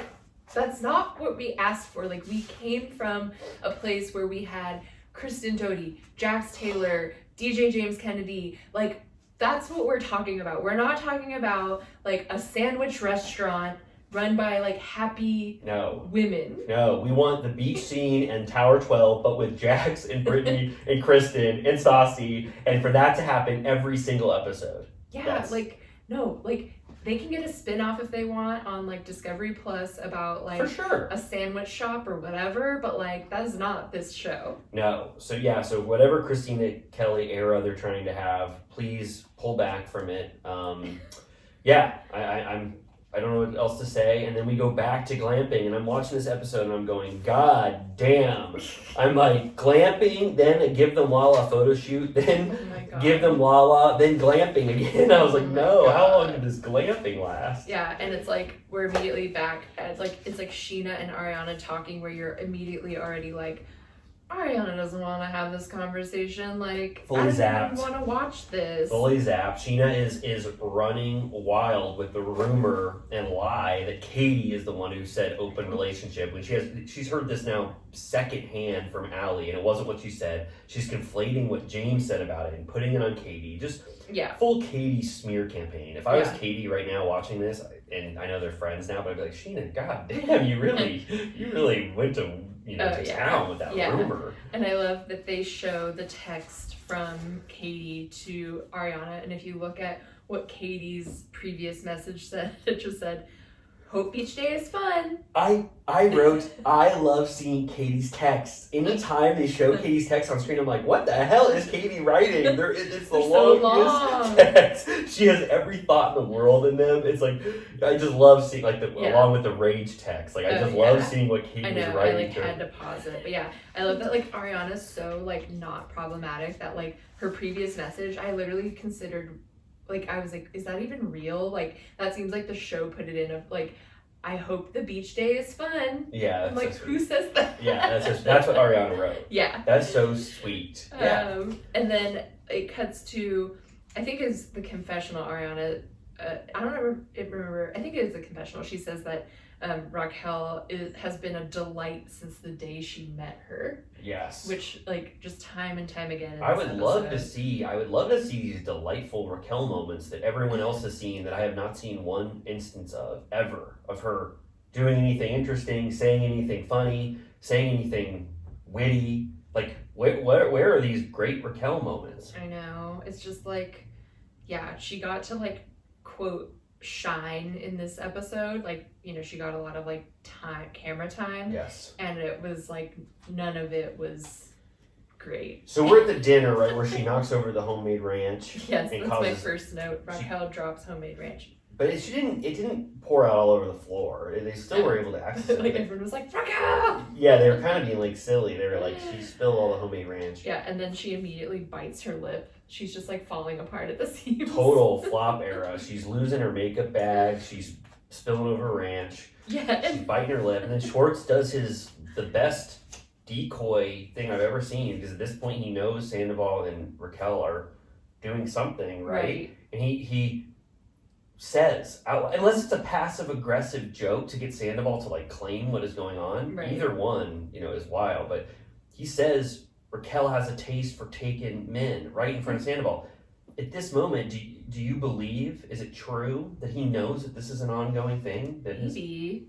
Yeah, I don't know. It felt kind of like, random, and the way that he phrased it was also confusing. Like, basically everything everyone says this whole episode is confusing. He goes, she bites her lip, and then he goes, that'll exacerbate her taste for blood. And then Raquel goes, a type for blood? And she's like, I thought you meant, like, vampire status. Yeah, I know. And then he goes, no, you like taking men or whatever. So I have to assume that Schwartz knows now. He obviously knows that something happened at one point between Sandoval and Raquel. But I believe if our theory about how horny the jacuzzi was, he knows something actually happened. He's trying to cover for his friend now. So do you say a joke like that in person in front of everyone to deflate it so that it would be like he would never make a joke like that if he knew? Right. Or is it the opposite? Is he trying to make a passive-aggressive joke because he can't stop making an uncomfortable joke, and it's like putting a spotlight on Sandoval? Yeah, I feel like Schwartz is, like, still trying to play into the Raquel of it all. Like, it comes up shortly after this, but about going to Christina Kelly's party, he's like, you could go as my date. And so that's an innocent version where he's not doing either. He doesn't know anything that happened between Sandoval and Raquel? Yeah, I mean, I never know what the hell he's thinking. He's just like, everyone seemed to think it was funny. Sandoval certainly was laughing very loudly at that joke. But okay, while we're talking about that jacuzzi, I just have to make sure, is it okay that I said that Sandoval and Raquel made love and Schwartz jerked off while watching, or do I have to bleep that?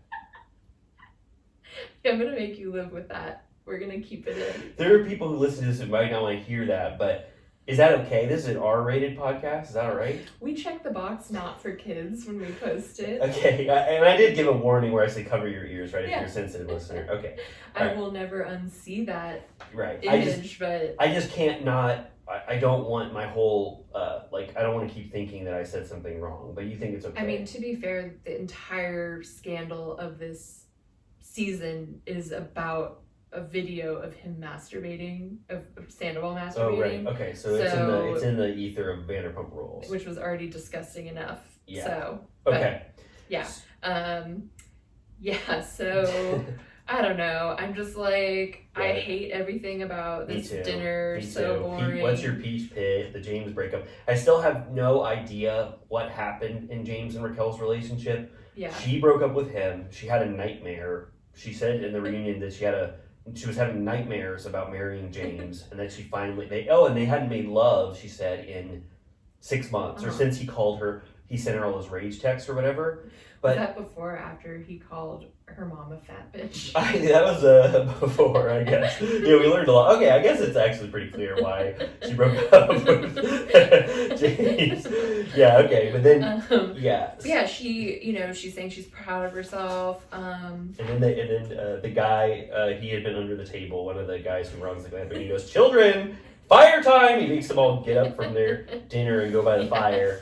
But right before that, Sandoval's like, "I'm so fucking proud of you. Oh my god!" Yeah, he's shaking the table and he's going, "You are badass. I've never seen anything like it before. You're a badass motherfucker. I love you. God damn it. You are badass." And he's like shaking the table. All their stuff is going everywhere. They're all like, "Whoa." He's like, "Sorry. Yeah. Sorry. Fire time, children."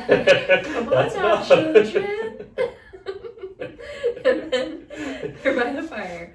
And I'm saying this with all love, but those cameramen, those producers, those editors did Ariana fucking dirty. She was a tired gal. She was just, I think she should have just gone to bed. She just looking real rough, looking real tired, looking real not wanting to be there. I noticed that she was tired, but yeah, she was hanging on by a thread. She's going, "You're in your role model era," but she can barely to Raquel, but she can barely like get it out. She's tired. And she's been through it. The second Raquel talks about, has a way in to talk about herself and her life, she goes from 0 to 100 of like ugly cry, sobbing face, which seems to happen to her a lot. Yes. Which seems to be what happens. Like, she like just needs to go to therapy. Like, she has like no tools to like talk about anything in her life that has like gone astray or been upsetting or whatever. Like, every time she talks about anything upsetting, she sobs immediately. Yes. You're exactly 0 to 100. It's a full breakdown. And I didn't even really because I was so mad and bored at this scene. I'm like, what is she talking about? She wanted to be Miss California. She aged out of pageants. She'd been on a track record of being a pageant person all of her life, and then she got to the end of the road, and now she doesn't know what to do. That's sort of what she was crying about earlier in the season.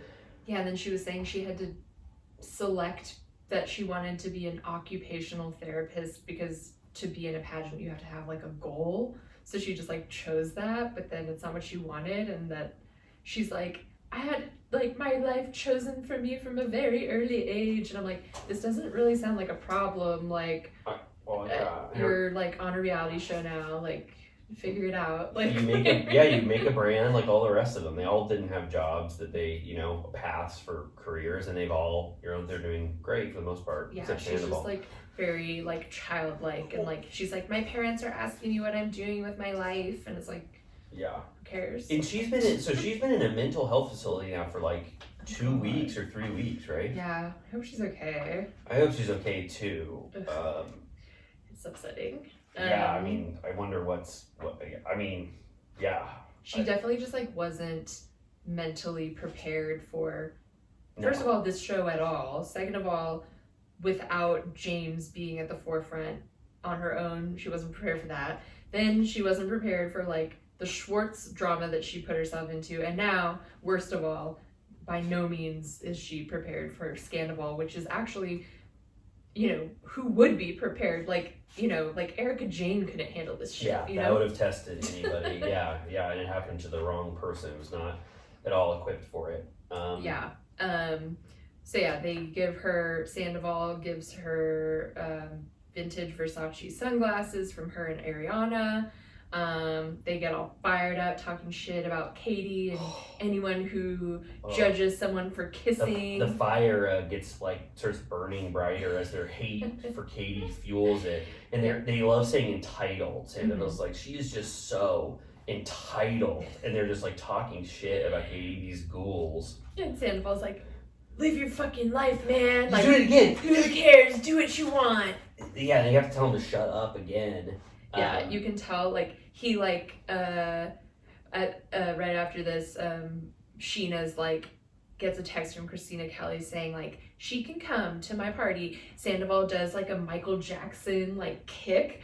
And if you look at Ariana... Who did that? Sandoval, because... Oh, yeah, he's getting all, hopped and then up. Ariana's, like, you look at her face and she's just like, can you like not please. do that? Like, Jesus Christ. Yeah. Like, he just like please. never ends with you. Can you not throw the pumpkin like that? Can you not shake the table and say how badass Raquel is? Can you not scream at the fire? Like, yeah, and then it culminates this entire horrible glamping. I mean, are you ready for me to button it up? I'm ready. At the end of this boring celebration of Raquel, of a person that we are not wanting to celebrate right now. We have to watch 30 minutes of that, and then it ends with just this dumb galaxy light party in a yurt, and they're just dancing. And she immediately starts sobbing. Raquel starts sobbing about how much she loves it, which then wait, she sobbed in the tent? Yes. Oh, I didn't see that. She's like in the bed, and she's like, I just love this so much. It's amazing. Oh, we didn't even say, she goes, at one point she goes, these are my forever friends. And yeah, which we didn't even say, but like, those are your forever friends. You annihilated this group. She starts like sobbing about how much she loves it, and Sandoval hugs her and is like, we love you, Raquel, and they're all like, we love you. And then, so I know we're always trying to identify which drugs they're on, but the tent was giving me Molly vibes. Oh, it was giving me shrooms. Okay. But yeah, either. I mean, shrooms. I guess I was just thinking like, because she was emotional, but as we've said, she gets emotional very easily. I would not want to be on Molly out in the, I'm not saying I've ever done it, but I would not want to be out in Molly in a dusty dirt patch without bathrooms and in the middle of the night, be alone, and just that guy who owns the thing is going, children, go to sleep. Midsummer. It's quiet time now. I would say shrooms. They are not as. I'd be more scared. Yeah, you're probably right. Because then he'd be like, children. Did you hear time? I'm putting you in the fire. The fire. Yeah, you're right. I wouldn't want to do either. I assumed they were on drugs because it was so boring and not fun. This is a drug-free podcast. Yeah, right. We don't do it, but I wouldn't want to be on either at that glamping event. So who knows what they doing. Also were only there for one night, right? One night. It was like overnight. And then they wake up and they go, goodbye, everyone. That was really fun. Bye-bye. Goodbye. Okay, so then we get to a very quick scene of Katie with her mom, Terry. Yes. Where it is implied that Terry will be working for Katie. Which, was she joking? Is that real? I think she's serious. I think she's ready to come into the fold. What is she going to have her do? I think it's a full circle, like she says. She used to work at a restaurant with her mom, Terry. Now Terry's going to help, something about her, which makes sense. Well, she better get hop to it. I know. What's going on? Can we get her in there? Yeah, I know. Terry, we need you in there. She can put the shiplap up. Yeah. Dust out the cobwebs. Put on your hard hat. Yeah, for real. Yeah, I mean, yes. So they're all cute. Her mom's adorable. Then we get to Lala's mom, who Lala got it from her mama. Yeah. Her mom was I thought she was really fun. She was fun, but I did not need to see her stick her tongue out. I like seeing that. And then I like seeing that report where she goes, "That's what me and Dawn do," or whatever. I like that she can have that sexually explicit She conversation talked with to her her mom. mom about bumping pee-pees. Yeah, she loves saying that. And the mom was like, "I get off when you're talking about that stuff." And she's like, "That's what Dawn did." I was like, and they're like, "Girl." I was like, that was a perfect little 30-second scene. I love that. I haven't seen Lala's mom a lot. Only like once or twice, and she was killing it right there. It was fun. It's certainly a unique dynamic. Certainly. And then Allie and James. Allie's still in her James is a villain era. Mr. Banks. We get to see Mr. Banks. Yeah, they said, well, you can say it. What? They go, that looks so good what Mr. Banks is doing right now. And you saw it, Mr. Banks is just... Why'd you make it like perverse? No, I didn't mean it like that. You were like licking your lips. You're like, I was still looks so sorry. I still had good. some residual. I had some residual horny vibes from when I was talking about Lala's mom doing that. I'm picturing you like looking at Mr. Banks and he turns into like a rotisserie chicken. yeah, I wanted to eat him a little bit. No, I just thought it was sweet that they were like, that looks so comfortable, like, or good. He took that his cone off and he was scratching. Oh, I didn't know that. Like, what show are you watching? I'll be honest, those three quick scenes after Glamping took me out. I was like, I am so out Fair of this enough. episode. I saw the cat and I lit up. But yeah, he had just got, I don't know if he just got fixed or whatever, but he got his cone taken off. He was scratching. They were like, that must be real nice. And, you know, whatever. But, Did they show him getting the cone off? Yeah. Oh, amazing. Okay. She was taking the cone off. I was laughing too hard with my eyes closed at what Lala's mom was saying, but I didn't see the start of the scene where his cone gets off. But yeah, Allie's making James feel bad about beach day. Still. And my favorite thing, I wish that podcasting was a visual medium. We are on YouTube. You can watch us there. But Please. When he's like, he goes, sorry. Oh, yeah. I love that. Yeah, he did a makes little kissy face at her. Yeah, it's like the kiss emoji, like, sorry. Yeah, it sounds like she's over it. She's definitely like, she was mad at him. Yeah, I didn't feel like he should have apologized, but she, you know, he felt bad about it. He gives her a little kissy face, and they're over it, right? Yeah, she seems fine. And then, he talks about in his confessional, like a very valid thing that, like, he's like, I don't miss Raquel. I'm not sad about our breakup, but like, I essentially have lost all my friends to her, which is totally true. Like, Raquel talks about that at their glamping dinner where she's like, I know that, like, I know you all through my relationship with James, but we've like formed our own friendship or whatever. And I'm like, yeah, that does suck for James. He like finally weaseled his way in after like he had to like claw his way in over the course of many years. Yeah. And then she just like rolls in. Yeah. And like has like plot lines, hang out with all of them. Yeah. Yeah, they spend more time with Raquel than they do him, really. Yeah. All right. Well, are you ready? For what? For Christina Kelly's Heartspring event at Tom Tom, the garden at Tom Tom. Did you know she's had this line, which is amazing, and all these amazing products. And then she's announced a new lemon scrub product, which was amazing. Wow. Did you know that? Wow. I mean, well, apparently I didn't see which products, but the face toner. Apparently. Last night we were looking on her. First of all, they're for sale on Etsy. That's her storefront, and she has 5 total products on Etsy right now. What do you mean? Like just 5? Yeah. What? The face toner? Do you want me to look? Yeah, lemon. What's it called again? Lemon Heartspring. scrub. It's called Christina Kelly's Heartspring event. Let's see. It's called Christina Kelly's Heartspring products. I'm just like, what is this? Like. So. Do you think that Christina Kelly said, I'll be a friend of and I'll provide you with so much blockbuster entertainment if you let me have one product launch event, or are they just so used to people promoting their products on the show that they don't care that she's making that one of the things?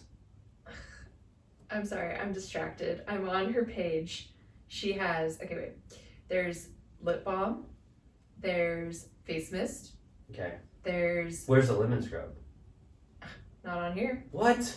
So she's getting us all ready to have her lemon scrub and get all excited, and she doesn't even have it on the day when it's announced. There's the lavender scrub. Wait. Do you want that one? Yes. Yeah, do you mind purchasing it while we're recording? But wait, why would she get me hopped up and ready to buy her lemon scrub on the night when it premieres and it's not available on her website? Maybe they sold out, but it wasn't there last night either. So there's oat and honey soap. There's... Is she making this all in her bathtub? Honeysuckle soap. Honeysuckle soap. Wait, so you listed 4 products. Okay, well, okay, there's the lip balm, there's 2 separate listings, because there's one is a tinted one, then there's the regular, Okay. and then there's the face mist, but there's also a travel size face Well, mist. if you could just give me, every item, and then we'll test them out, whenever they arrive. Yeah, But we should get a little prize pack. but I like when Lisa goes, "What the hell is this?" And she goes, "It's face. what's this?" She goes, "It's a face toner. Spray it out and smell it, Lisa." And Lisa goes, Lisa's like horrified. Lisa goes, "What the hell?" She starts spraying it. She sniffs it. Lisa hates every second of it. She's like, she's like, "You have to pay me for doing that." She's like, "This is ghetto. I hate it." Yeah. And then Terry rolls in, and Terry's a baller because she's amazing. Schwartz asks her and Katie, who else is there? Is Christina sitting there too? Yes. Was she? Yeah, I There's guess. a third person there. Lala's there because they're talking shit about Raquel. Lala gets a Diet Coke, yeah. But Terry orders a Tito's martini, and she says, "You know how I like it." I like that, but she wasn't being overly cute with Schwartz. She was mad at him. You could tell. Tommy, and then Tommy asked, for all their drink orders. There's one thing. So Sandoval, Ariana, and Raquel enter together. Lala's like, "I feel like I've taken a hit of acid," them arriving together. And I was like, okay. And then Schwartz, on his way over, asks Raquel if she wants anything to drink. And she says, "I want a Madame Butterfly." And he's like, "I'm not making that." Exactly how Jax would have said it at some point. He was like, "I am not making you a Madame Butterfly." First of all, he's like, "What the hell is that?" I looked it up too. It's like a very it's like an orange Aperol liqueur drink or whatever. It's like, good. Sounds good, but what the hell are you ordering? Yeah, and then he goes like, "How about a vodka soda?" And she's like, "Sure." Yeah, that was great. Did you write down the note of when Raquel walked in, what Lala said about her being a very stupid demon? I did write that down. Yeah, I was like, my next line is in quotes, "very stupid demon." Yeah, that which was is also good. Yeah, that was to me, that was one of the highlights of the episode. It was just so funny that Lala has that, ready to go. A very stupid demon. Yeah, that was really funny. Yeah, which is very accurate because it's she seems harmless, but she's not. Yeah. But it's we still to this day don't quite know her intentions. Right. How evil is she? One thing I wanted to bring up about, so we see Sandoval standing at the bar at Tom Tom, and on this week's summer house when they're all getting dressed up for their Latino night, they're all they dress like Sandoval. They do? That's what it looks like. Yeah, what were they wearing? Remind me. He in a shirt unbuttoned to the navel basically, and then tight pants with a little flare. He dresses like Cha-Cha. Yes. That's his look. Yeah, totally. Yeah. And I'm gonna start noticing outfits more each week, and this one I didn't, but I did notice that Schwartz dressed up a little bit, but only because Lisa really commented on that. Yeah, that and he goes, really "It's nice. Christina Kelly's big night. I wanted to look good." Yeah, it's Heartspring only comes once a year. Yeah. Okay, so now we have another depressing, low energy conversation between Katie and Ariana. And we talked about why it's low energy, because Ariana does not want to talk about this shit right now at all. Yeah, which I'm congrats to the entire internet that thinks that we should have a show starring these two, because this is what you would get. Well, Ariana is normally much more vibrant, but yes, this was rough. Katie says, "I never said any of that stuff. I don't know why this is getting back to you." Ariana's like, "We're gonna have a business together. Please don't say disparaging things about me." Katie said, "I didn't. Yeah. I love you. Issue resolved. 1 minute. It took 1 minute. It's over. Squashed." Yeah. And Katie deserves that forgiveness. I mean, who knows what she said originally, but I don't think she said open relationship. Yeah. There's a couple cringe things. She says, "Raquel is one of my closest friends. I trust her and Sandoval. And Katie's like, "Well, I hope she's a good friend to you, because that hasn't been my experience."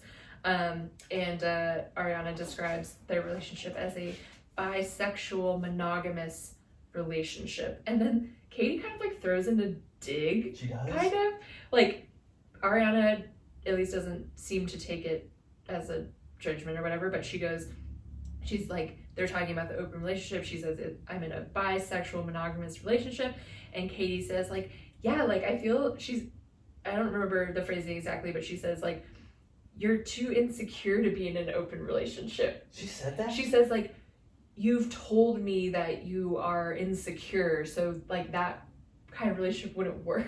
Wow. And I'm like, why'd you say that? Yeah, that's interesting. I didn't notice her say that. Damn. Come on, Katie. Yeah.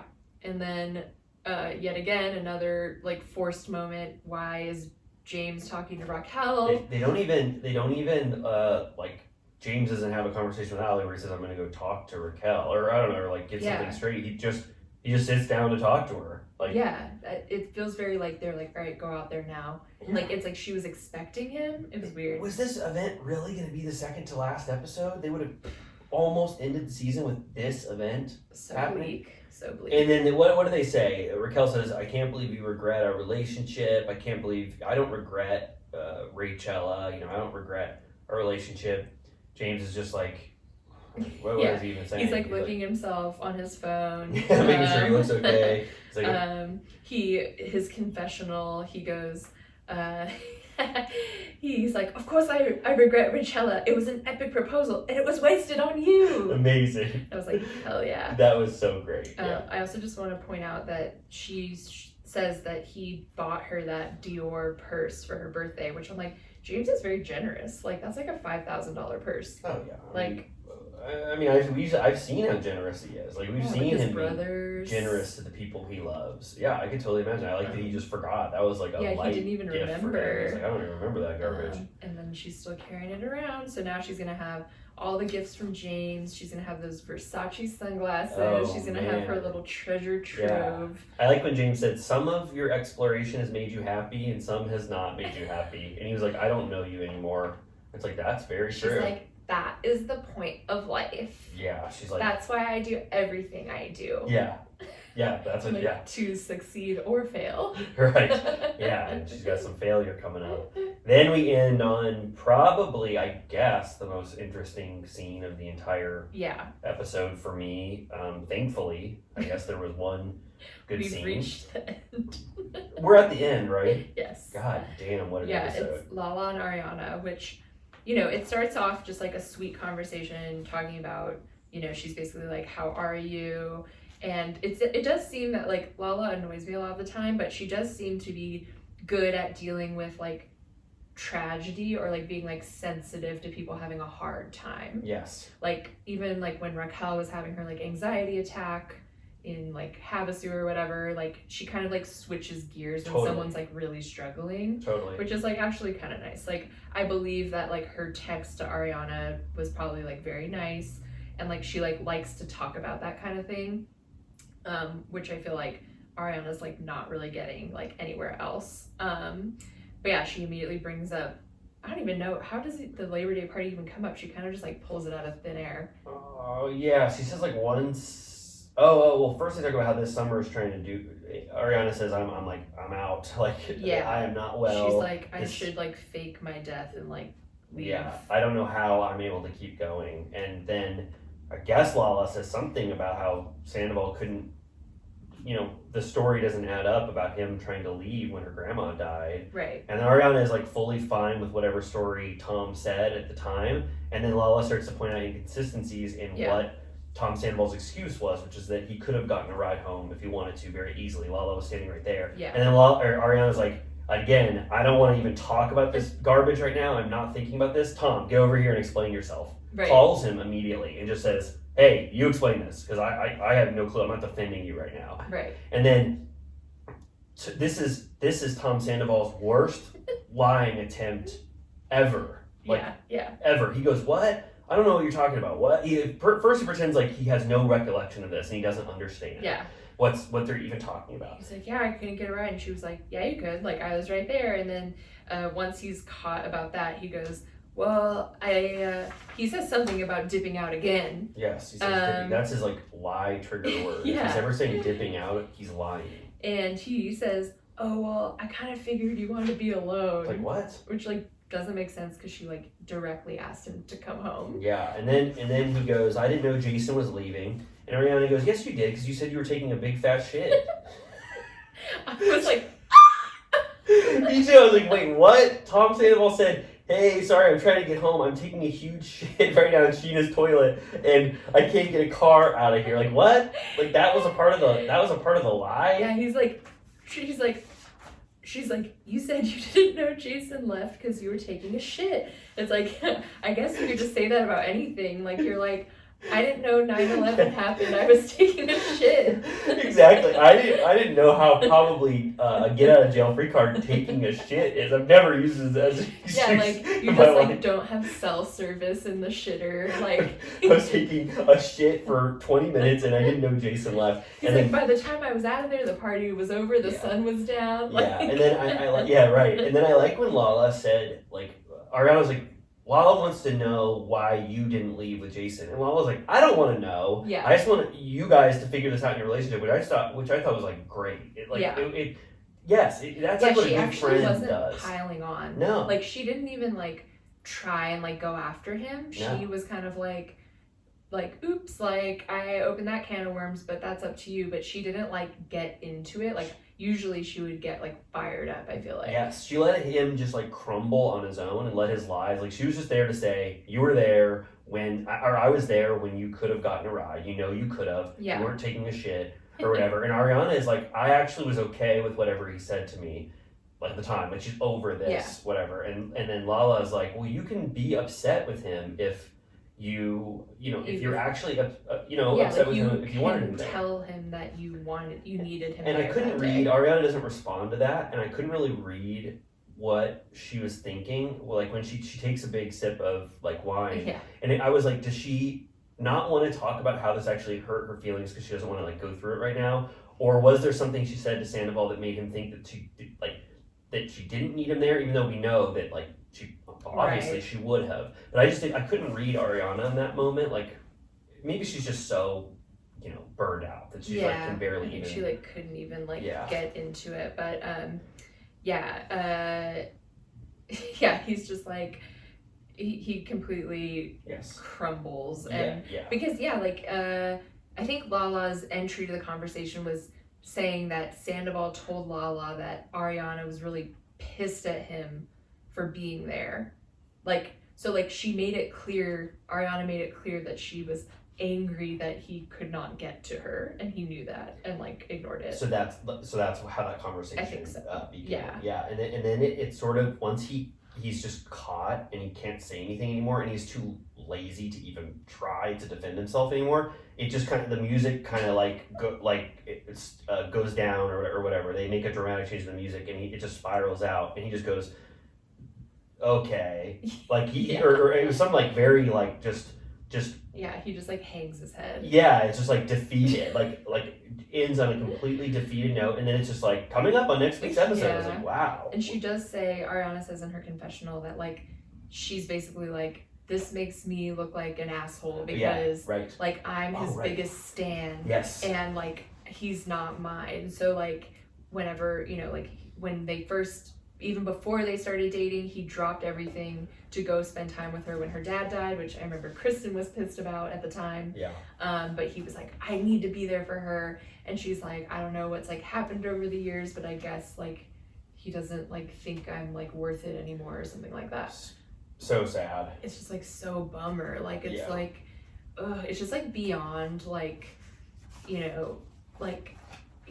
needing to break up. It's like, it's just like so depressing. Like I mean that was a powerful moment just to see Sandoval like caught in a lie and see him like barely even able to defend himself, see what a bad liar he is, see that the wheels are coming off. Like Andy Cohen said, like Sandoval is like not even trying to keep up with this like lie anymore. So that was interesting. It's like it's like the ultimate example. I'm sure the most direct example is when he wants to go to Vegas and like demolish stuff when she's sad on her birthday because her dad has died, and he's like prioritizing fun over her emotional needs. That was really a microcosm of like of this. So it's like bro, like you're 41. Like I like to party too. Trust me. Me too. Like I relate. But like sometimes you gotta sack up and go leave the party. Fucking home because your wife is devastated. Get off the toilet, wipe your ass, finish your Use shit. the bidet. She has a beautiful bidet that she probably has. Get off the toilet and go home with Jason.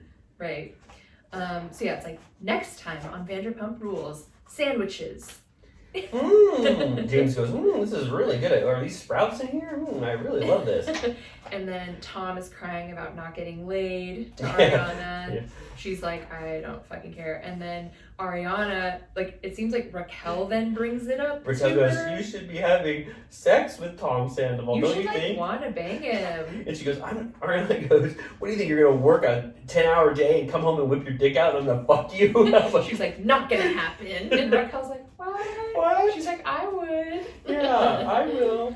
And then Raquel goes toe-to-toe with Katie. Oh, I love it. Yet again, Katie gets enraged. She's like, I'm done with you. And then our last peak in the coming attraction is a fight between Katie and Tom in Sir Alley. Sir Alley. They expected the final scene of the finale was going to take place in Sir Alley between Katie and Tom. And it looks epic. My brain, fires up when I see that alley. I know. I can't believe they got one more go at the alley. A huge, epic fight. I did really like when Katie was like, I am so done with you, Raquel. Like, get away from me. I just that's how I feel. You're it's a pest. Yeah, please stop. So, obviously now, like you said, we're getting into the golden era. Yeah. This is going to all be great. We're going to love life for the next 5 weeks. But why the hell do we have this pit stop in the glamping heart spring world? This was the worst episode I could imagine on the lead up to Sandoval. That's my thought. I think it seems like next week we'll be hopefully back in action. Hopefully. But Hopefully. Damn. I mean, yeah, and I only say this, I know there's a lot of Bravo producers that listen to us and love our takes when we're loving Vanderpump Rules. This is just constructive criticism, and I know that they were dealt a hard hand because Sandoval came in. How do you reorganize the season to make this work? But we gotta call it like we see it, just like Katie. That's right. We have a lot to get ready for. We have yet again surpassed the 2-hour mark. I know, I love it. I didn't think this episode was gonna be long because I was so down on it, but if you can talk about 2 hours about something, I don't know, hopefully it's worthwhile and you liked it. We did talk about Star Wars for a long time. That's true. The Summer House Minute. The Summer House Minute might have run a little longer, but that's it, right? We don't have anything else to talk about. Yeah, I think we need to just gear up for the coming weeks. Yeah, well, I will say I liked being in person again. I mean, I liked the remote record, obviously, just because it was functional, but it is fun to just know when you're stopping and starting a sentence without a delay. Yeah. And being in person. Let it rip. With you. Yeah, I liked that. But we'll always do remote records too if we ever need to, if I get stricken with if you get COVID again. Yeah. But we love you. I mean, the end note, you can sign off if you don't like us anymore to listen to us. And I apologize for being so descriptive about the sexual activity of Schwartz and Sandoval. You don't think that was that bad, right? No, we're leaving it in. Okay, good. But I do want to say, if you want to hear Amy and I even more, we do have a Patreon. We talk about it every week. Yes. But we are 4 episodes into Vanderpump Rules from the very start. We just recapped the iconic Vegas episode of season 1. Amy and I were just going off our rocker, having the time of our lives, talking about it. And no need to, but we love you if you want to. Yeah, join us over there. Join us on YouTube. We have some fun Argentine Beef Week merch avail. I'm wearing mine right now. Yes. We have all kinds of fun stuff. But thanks for joining us again. In every review you leave us, Amy and I cry tears of joy from what you've said. We love it so much, and we've got so many great reviews. We love you. If you like this episode, let us know. If there's anything I could have done differently, let me know. But I hope this was fun. Yes, we love you, turtles. We love you, turtles. Now go to bed. Bye.